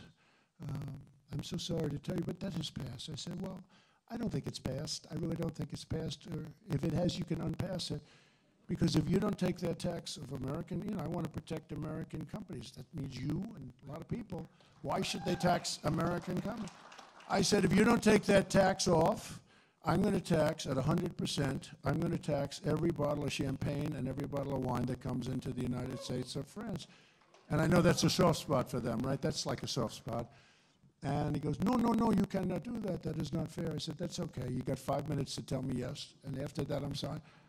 Calls me back in 5 minutes. We have agreed to do that. We are taking off all of the. I did that in about 4 minutes. If you add it totally up. My guys were working on it for 2.5 months and getting nowhere. But you can do a lot of things if you're president. If you know how to do it. If you know how to do it, and I still remain friendly. I mean, you don't have to burn the bridges. I mean, he respects it. They respect that more than some dope that doesn't know what's happening. They respect you more. They almost like you more. They came out. All these guys, they like me. Boris called. He wants to come. They all want to come see me. They like me, and yet there's nobody been tougher. Like Russia. They all say, "Oh, Russia." I ended the Russian pipeline. It was called Nord Stream 2. That was the biggest thing they've ever done. And I ended it. And Biden, his first day in office, approved it and let it be built. And I had it stopped. And Putin would say, they say we're friendly and that you're nice to me. I'd hate like hell to see if you were not nice to me. Because think of it, I ended that. I had tariffs and I had all sorts of things on Russian citizens. But I got along with Putin. That's not a bad thing. But there's nobody, he would tell you, the historians will someday tell you, there's nobody that's been tougher on Russia. And Russia would have never, as we said, would have never, ever in a million years gone into Ukraine. That only started when I left. Once I was out, all of a sudden they start forming. And I thought he was doing it for negotiation purposes, and they could have had a deal, by the way. That could have been a deal. That's a deal that would have been easy to make. And instead of a deal that's now all those millions, I think the numbers are going to be much greater than you're hearing. When you see that they knocked down 9 buildings in a city in Ukraine and 2 people were hurt. No. Many people were killed. I think when you see the real numbers, you're going to see numbers that are shocking how bad they are.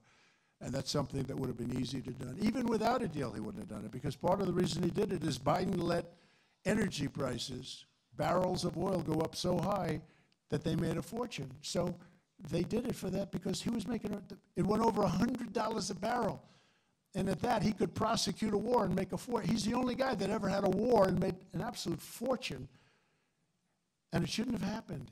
And this guy is always talking, the Green New Deal and all this stuff. But in the meantime, he's allowed a lot of these countries that, let's say they're not particularly friendly to us, to make a fortune because the oil price went up so high. It's a shame. The guy is grossly incompetent. What's happened is horrible, because I had it at $40 a barrel. At $40 a barrel, he didn't have the money to go in and fight Ukraine. At $100 a barrel, the guy's making a fortune. So with Biden, he keeps the oil price up, and it's very high now, but now he's going to do something artificial to get it down for the election. Watch. But as soon as the election's over, it's going to be over for you. He tapped into the strategic reserves that I had so much to do with bringing it up, and then took it almost down to the lowest point. It was down to the lowest point, they say, in history, because he wanted to keep gas prices low during that. It wasn't meant for that, but he wanted to keep gas prices low so that the election would go and you wouldn't have had to pay, $9 a gallon. You'd pay $2.50, $3 a gallon. It's called artificial pricing. And he did that, and as soon as it was over, it went way up. Now it's still high, but it's coming down because they're making all sorts of moves on other countries. We're getting oil now from Venezuela. We're getting oil now from Iran. The people I wouldn't let them buy from Iran, they're now sending us oil. Can you believe it? The whole thing is crazy.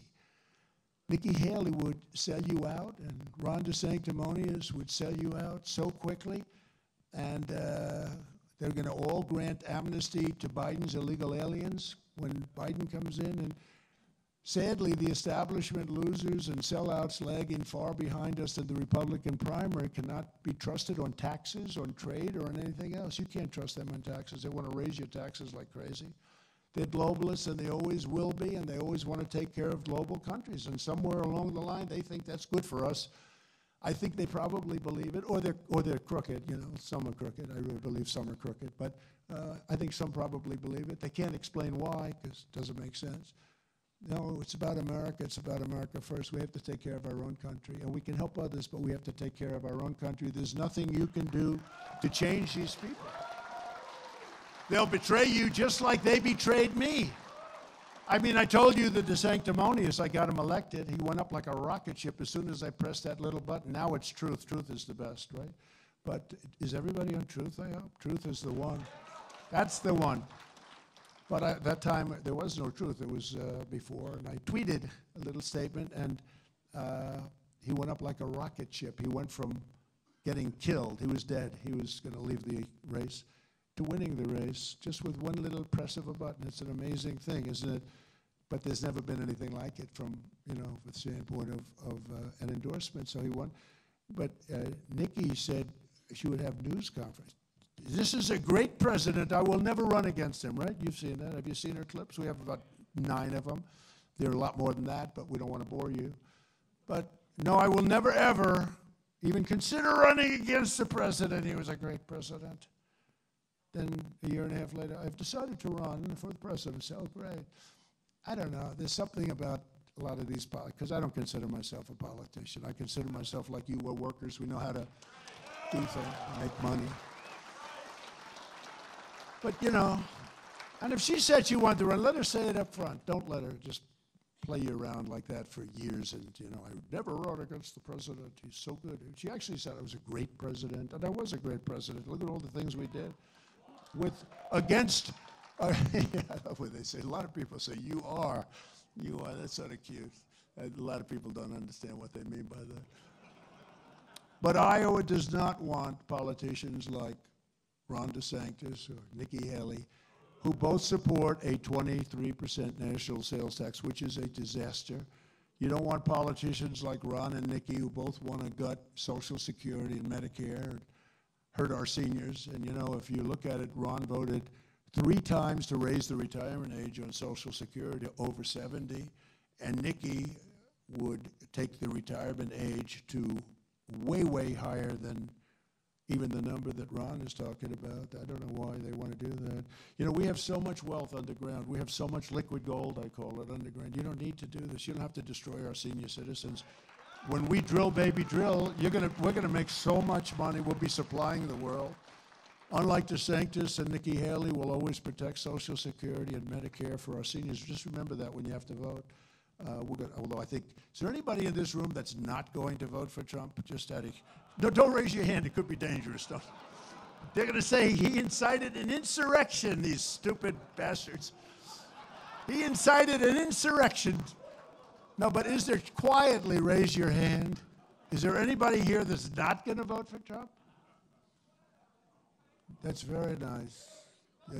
They're upset by even the question. They're upset. They don't even like that question. Well, I appreciate it. But on my first day back in the White House, I will terminate every open borders policy of the Biden administration. We'll stop the invasion on our southern border and begin the largest domestic deportation operation in American history. We have no choice. We have no choice. Not like we have a choice.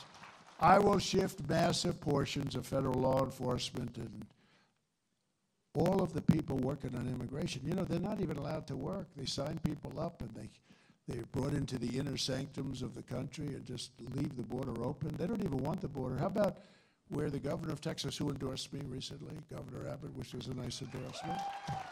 He's become much more popular since he endorsed me, actually. But he endorsed me, and they're fighting because the federal government wants to cut the barbed wire. You know, the barbed wire, they call it razor wire, but it's pretty tough stuff. But they have it along the Texas border so that, because Texas is just being inundated. What they're doing to Texas and Arizona is just horrible. And they're in court now because they're cutting. Did you ever see them there with splicers? They're cutting sections. They want people to come out. They're cutting it. And the people are waiting to be let into the country. The whole thing is crazy. And we're not going to be doing that stuff. We're going to be bringing our country back. You know, people say you're conservative. It's not a question of, we're all, I think everybody in this room is the same. We're people of common sense, right? It's people of common sense.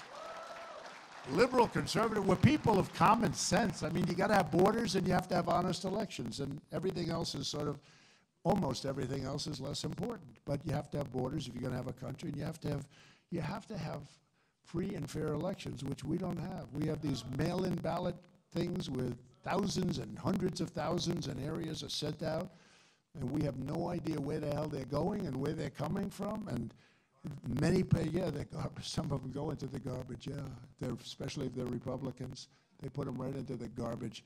No, it's a shame. You'll never have an honest election with a mail-in ballot. Remember that. You never. Jimmy Carter said it. You know, they formed the Carter Commission, and he was there with a couple of other respected senators, older senators, and they came up, and the big point of their report was never do mail-in ballots because you'll never have an honest election. And he said that a long time ago. And France just went to same-day voting, all paper ballots, and voter ID. And they had 36 million people vote for Macron. They voted for Macron just to bring him back, so he's not going to be too upset. No, they voted for Macron. He won the election, and by 10 o'clock in the evening, everybody went home, and they had a real election, you know. They have watermark paper now, which is very secure. They can't really produce it. You can't copy it. It's watermark. They'll try and cheat there, too. But it's the best system there is. It's really the system that we started with when you get right down to it. But it's better because you have the paper technology is incredible what they can do. And we'll immediately restore and expand the Trump travel ban for those countries that are terror-plagued and they want to come into our country and hurt our people. We're not going to let them come into our country. They ended that. They want everybody to come in. Come on in, everybody. Come on in. Yes, you killed 9 people, but we think you're going to be much better now. Not one thing has gotten better, if you think about it, under crooked Joe Biden. The country's a mess. We're a laughingstock all over the world. Under the Trump administration, you were better off. Your family was better off. Your neighbors were better off. Your communities were better off, and our country was better off. The whole country was better off. America was stronger, richer, safer, and more confident. And it's not even close. When I was behind the beautiful, resolute desk at the Oval Office, and it is a beauty, I will say, it's no wonder the same corrupt forces that have been fighting us every step of the way are now breaking every rule and shattering every norm in a lawless attempt to keep us from defeating them at the ballot box. Nobody's ever seen what's happened right now. And it's a double-edged sword, you know? It can happen the other way, too. It never happened, the weaponization of justice like they're doing right now. The DOJ is very corrupt. What they're doing is very corrupt. People aren't going to take it. Joe Biden is a threat to democracy. He's weaponizing law enforcement for a high-level election interference. It's all about election interference. And I don't even know if it's him because I think he's grossly incompetent, but he's surrounded by people that are fascists and communists, and they're vicious and they're very smart. For example, as I was landing for this visit, I was informed that the corrupt New York State Attorney General, Letitia James, corrupt person, is now and New York is going so bad with the crime, it's like you can't even walk down to buy a loaf of bread. Letitia James, a real bad one, is now demanding that I pay $370 million in penalties where I did absolutely nothing wrong. My financial statements, you've been reading about it, are great. They're great. The man who did the check of the finance said one of the best financial statements I've ever seen. My financial statements are great. And they're very conservative, just the exact opposite of what the highly political and totally corrupt New York State Attorney General was trying to say before she got to see my statements. She ran for office on a "I will get Trump." Did you ever see her? I will get Trump. I will get him. I'm going to get him. I'm going to kill him. I'm going to get Trump. If a Republican ever said that, they'd have him put in jail for insurrection. She and the judge fraudulently valued Mar-a-Lago in Palm Beach, Florida, which is probably the greatest home in America by far, at $18 million. Now, it sounds like a lot, but it's not, because it was good for their narrative doing that, and it was fraudulent for them to do that, when in fact it's worth 50 to 100 times that amount. We had people come in $1 billion, $1.5 billion, whatever, but it's a very valuable property. But they said, the judge said it was $18 million. I had people call up, I'll take 5. They never use the New York State statute. They have a statute that they use. It's vicious, vicious. They never used the statute for this before. I was not allowed a jury. I had no jury. It's up to a judge who comes out of the clubhouses of New York. Think of that. How would you like to be in that position? There was no victim because the banks made a lot of money. Good, great loans. The banks testified. In particular, one bank testified, great, everything was great. There was no default, there was no damages, there was no nothing, only a very happy bank that got 100% of its money back, and in addition to getting its money back, made tremendous profits. This case should never have been brought. It should be in the commercial division.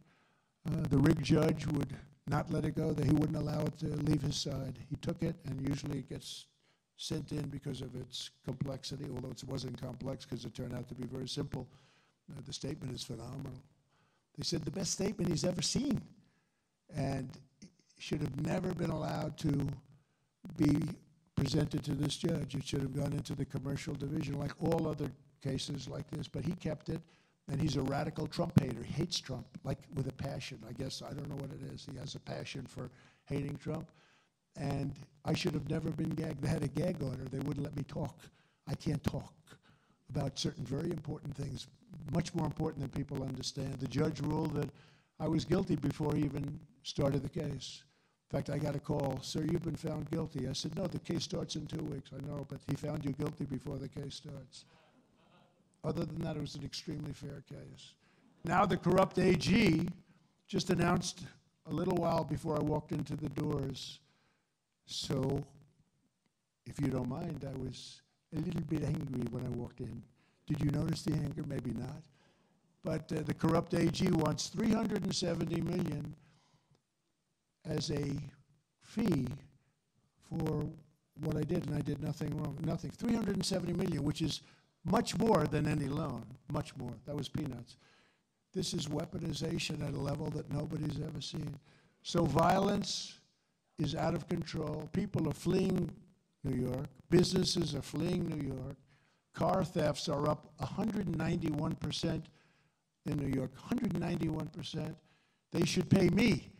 But it's prosecutorial misconduct, and it's a DOJ witch hunt because it's in total coordination with Biden's deal.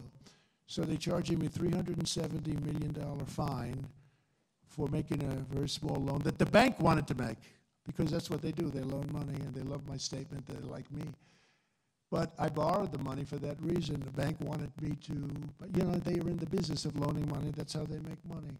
And it was a great loan for them. They got all their money. They actually testified. There was no default during the term of the loan. I actually paid the loan back early. It was a great loan. I'm very underleveraged. We have great cash, great everything. Built a great company.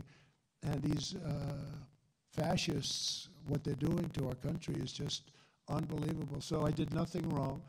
It was in every way, it was like a perfect, the bank was so happy. They testified. No, everything was good. Same thing with every other thing. They were looking at things. $370 million for doing nothing wrong. I took a loan. I paid the loan back, and they charged me $370 million, which I guess is more than 2 times the loan, something like that. But as a very intelligent person just stated on Truth, New York AG Letitia James has decided to increase the amount she wants from Donald Trump in civil trial. Initially, she requested $250 million, and he did nothing wrong. Did nothing wrong. They only want to hurt us because they don't want us running for office, because we're leading Biden, Crooked Joe, by a lot, and this is all this is. This is a terrible intrusion into politics and into our way of life. But now she wants $370 million, and she wants it fast. And it's a disgrace. I've never seen anything like it. I hope everyone can see this for what it really is. This is the gentleman writing. He goes, this is nothing more than a shakedown of a leading candidate of her opposing political party. She thinks she's going to make hay with Washington, but this is a coordination with the DOJ. The DOJ is doing this case with them. In fact, they moved one of the top political operatives from the DOJ in Washington into the DA's office and into also the Attorney General's office. How would you like to be me? You think my life's a lot of fun? Our founding fathers would be turning in their graves if they could see this. No American should be okay with a political party being weaponized against their enemies. This is not democracy, he says. This is not constitutional. This is wrong in every aspect, and the judge and the AG should be arrested and punished accordingly. And how much longer can we allow this to happen in our country? And all of this is being done because we're beating them so badly at the polls. In the new Morning Consult poll, we're trouncing the Republican primary field with Trump at 66, DeSanctimonious at 11, and Haley at 11. That's not bad. You know, we're beating DeSantis in Florida. Poll just came out. I'm at 88. He's at like 11. Because the people got wise to him. Really, I think he screwed up his career pretty good, I'll tell you, but he deserves it. We're also leading big here in Iowa, but again, take nothing for granted. We had the Des Moines Register come out with a great poll recently. They've never been really nice to me. I've always been leading, but I'd end up doing better. But they were respectful. Actually, it's a very professional pollster, the Des Moines Register. But it's amazing. I mean, the numbers have just been amazing in Iowa. The numbers are amazing in New Hampshire. But, you know, polls are a little bit like, they're a little bit like the media. They have polls that lie. They had one poll in New Hampshire where I was only leading by 6 or 7 points. You know, normally you'd be happy, but we're leading by maybe 30 points or something. But that caused a big stir. You know, everybody said, oh, Nikki's doing great, but, you know, it's a crooked poll. In the general election, we're crushing crooked Joe Biden by historic margins in Pennsylvania, Michigan, Nevada, Arizona, Georgia, North Carolina, Ohio, Florida, and every other swing state, if there are any.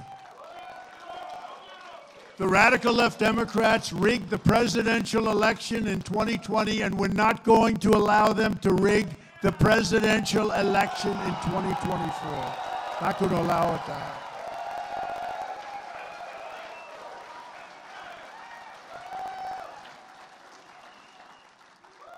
It's a little hot. You know, this room wasn't designed exactly for this many people.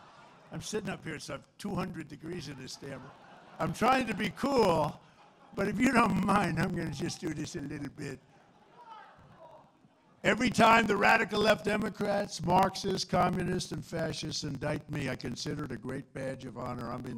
And it's true, it's true. I'm being indicted for you. I'm being indicted for you. Never forget, our enemies want to take away my freedom because I will never let them take away your freedom. I'm not going to let it happen. They want to silence me because I will never let them silence you. And in the end, they're not after me, they're after you, and I just happen to be standing in their way. But this is big stuff. This is far more than a campaign. This is the greatest political movement in the history of our country. I look around and see all the MAGA shirts and Trump and MAGA, MAGA, MAGA. Like that beautiful woman back there with her Trump sweatshirt. I like that sweatshirt a lot. But together we ended the NAFTA disaster, the worst trade deal ever made, and replaced it with that greatest trade deal maybe ever made, USMCA, and all of you are beneficiaries. You were getting killed for decades with NAFTA. Now you know why I know it's good? Because Mexico and Canada are calling every single day they want to renegotiate the deal. They said, nope, the deal's no good for them. That makes me feel good, you know, because I'm negotiating for you. Because with NAFTA, they wouldn't let us negotiate anything. I took on communist China like no administration in history, bringing hundreds of billions of dollars pouring into our treasury when no other president had gotten literally 10 cents from China. Not one president got a dime from China. I then gave the farmers of our country $28 billion straight out of the tariffs I took from China, a large part of which came to a particular state known as Iowa. Have you heard of it? Have you heard of it? And just as I promised, I also stood up for Iowa ethanol, and I stood up under a lot of great odds, and I did it myself. I didn't have a lot of help, I have to tell you, from some of your people. I didn't have a lot of help. I issued a historic rule declaring that E15 would be made available all year round, right, instead of the 8 months, and letting them use the existing pumps, which saved hundreds of millions of dollars and created a lot of jobs that otherwise wouldn't have been created. I said, what's better, the older equipment or the new? And I'm not surprised I hear it all the time. Well, the older pumps are much better, they're much stronger, they're made much better. I said, let's leave them, right? Let's leave them. They're actually saying it's better. Ron DeSantis spent his entire career as a raging opponent of ethanol. He will destroy ethanol. I will protect ethanol for 4 more years in the White House. And I think for Iowa, that's a big thing. Before I even arrive at the Oval Office, shortly after I win the presidency, and we win the presidency because we're going to do it together, it's we more than I will have the horrible war between Russia and Ukraine settled, absolutely settled, and we will restore peace through strength all over our planet. And I'm the only candidate who can make this promise and mean it. I will prevent World War III. You are very close to a world war. You know, you don't have to be into it too much to know. You just have to see what's going on. You are very close to a world war, and it would be most likely a nuclear war. And if it's a nuclear war, it's obliteration. It's a level of power that nobody's ever seen and that nobody can even express and that frankly shouldn't even be talked about. You know, we wouldn't talk about it in my administration, and nobody else did either outside in other countries, but we wouldn't talk about it. Now every day they're talking about nuclear. It's so devastating, just don't talk about it. Don't talk about it. I will end Biden's inflation nightmare, save our nation from debt and economic despair. And we will, right from day one, we're going to drill, baby, drill. Somebody said, an oilman told me, and he's a great guy, a very successful guy. They say he looks at a piece of land, he takes a straw. Now it has to be a paper straw, so maybe it doesn't work, you know. You know, the paper straws come wrapped in cellophane. Do you ever see this? I mean, what's going on? You got paper straws that are wrapped in cellophane. This country's gone wild. But this man, he's such a great oilman, a really amazing guy. He takes a straw and he puts it into the ground and oil comes out. The big companies go out, they spend billions looking for oil. This guy looks just like this, just a straw, and the oil comes out.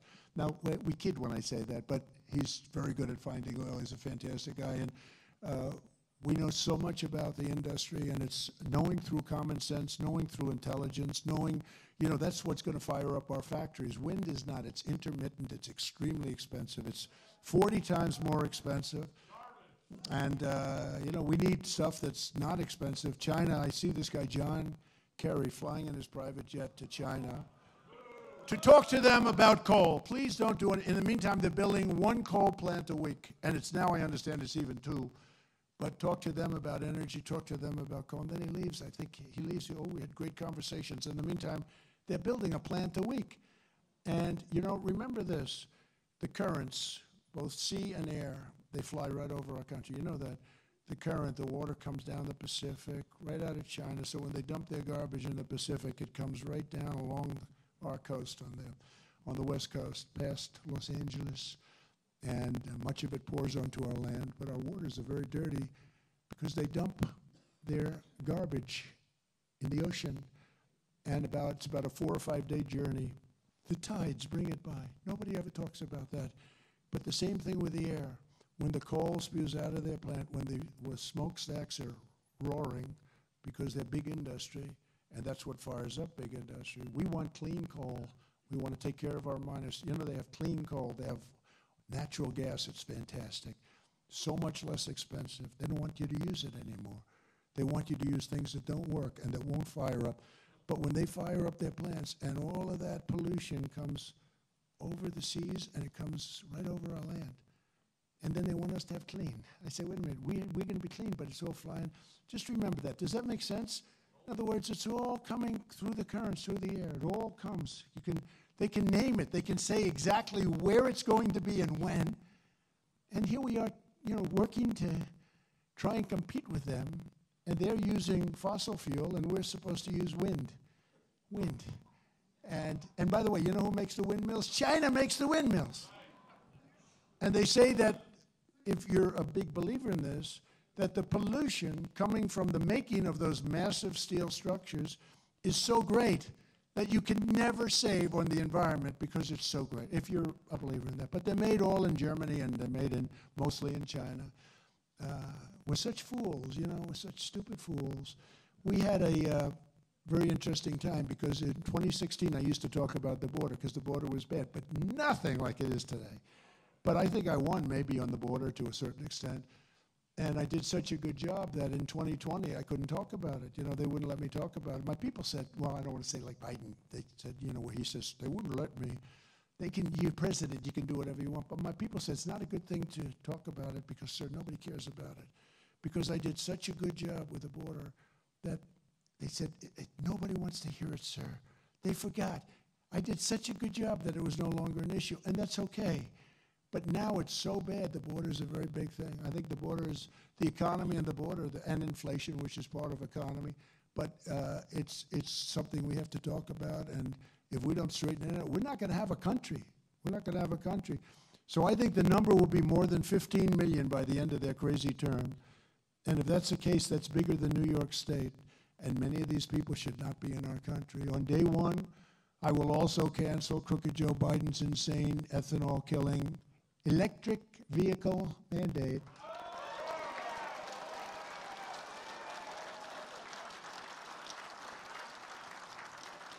I mean, the problem is very simple, simple statement. They don't go far. I'd like to make it much more complex. It sounds like, science. No, they don't go far. The batteries are too big. They're very big, very heavy, dangerous. I just picked up a new point. In cold weather, they're really bad. Dangerous in very cold weather. So you get pretty cold weather up here. I can tell you from my little 12-foot walk outside of the car. But in cold weather, and they're very expensive to make. And they're all going to be made in China because they have the materials for that. They can all be made in China. So the auto workers are going to be screwed by this guy. But, now they want, you probably heard also, they want trucks to be all electric. And if you take, like a Peterbilt, take the big 18-wheelers, whatever they are, you can go from one side, the East Coast to the West Coast, on one big, beautiful tank of diesel fuel without a stop. They can go 2,000 miles, and we can go with electric. They can go, I think I heard, you'll go, if you're lucky, 300 miles. So that would mean they'd have to do 7 stops. You talk about a supply chain problem.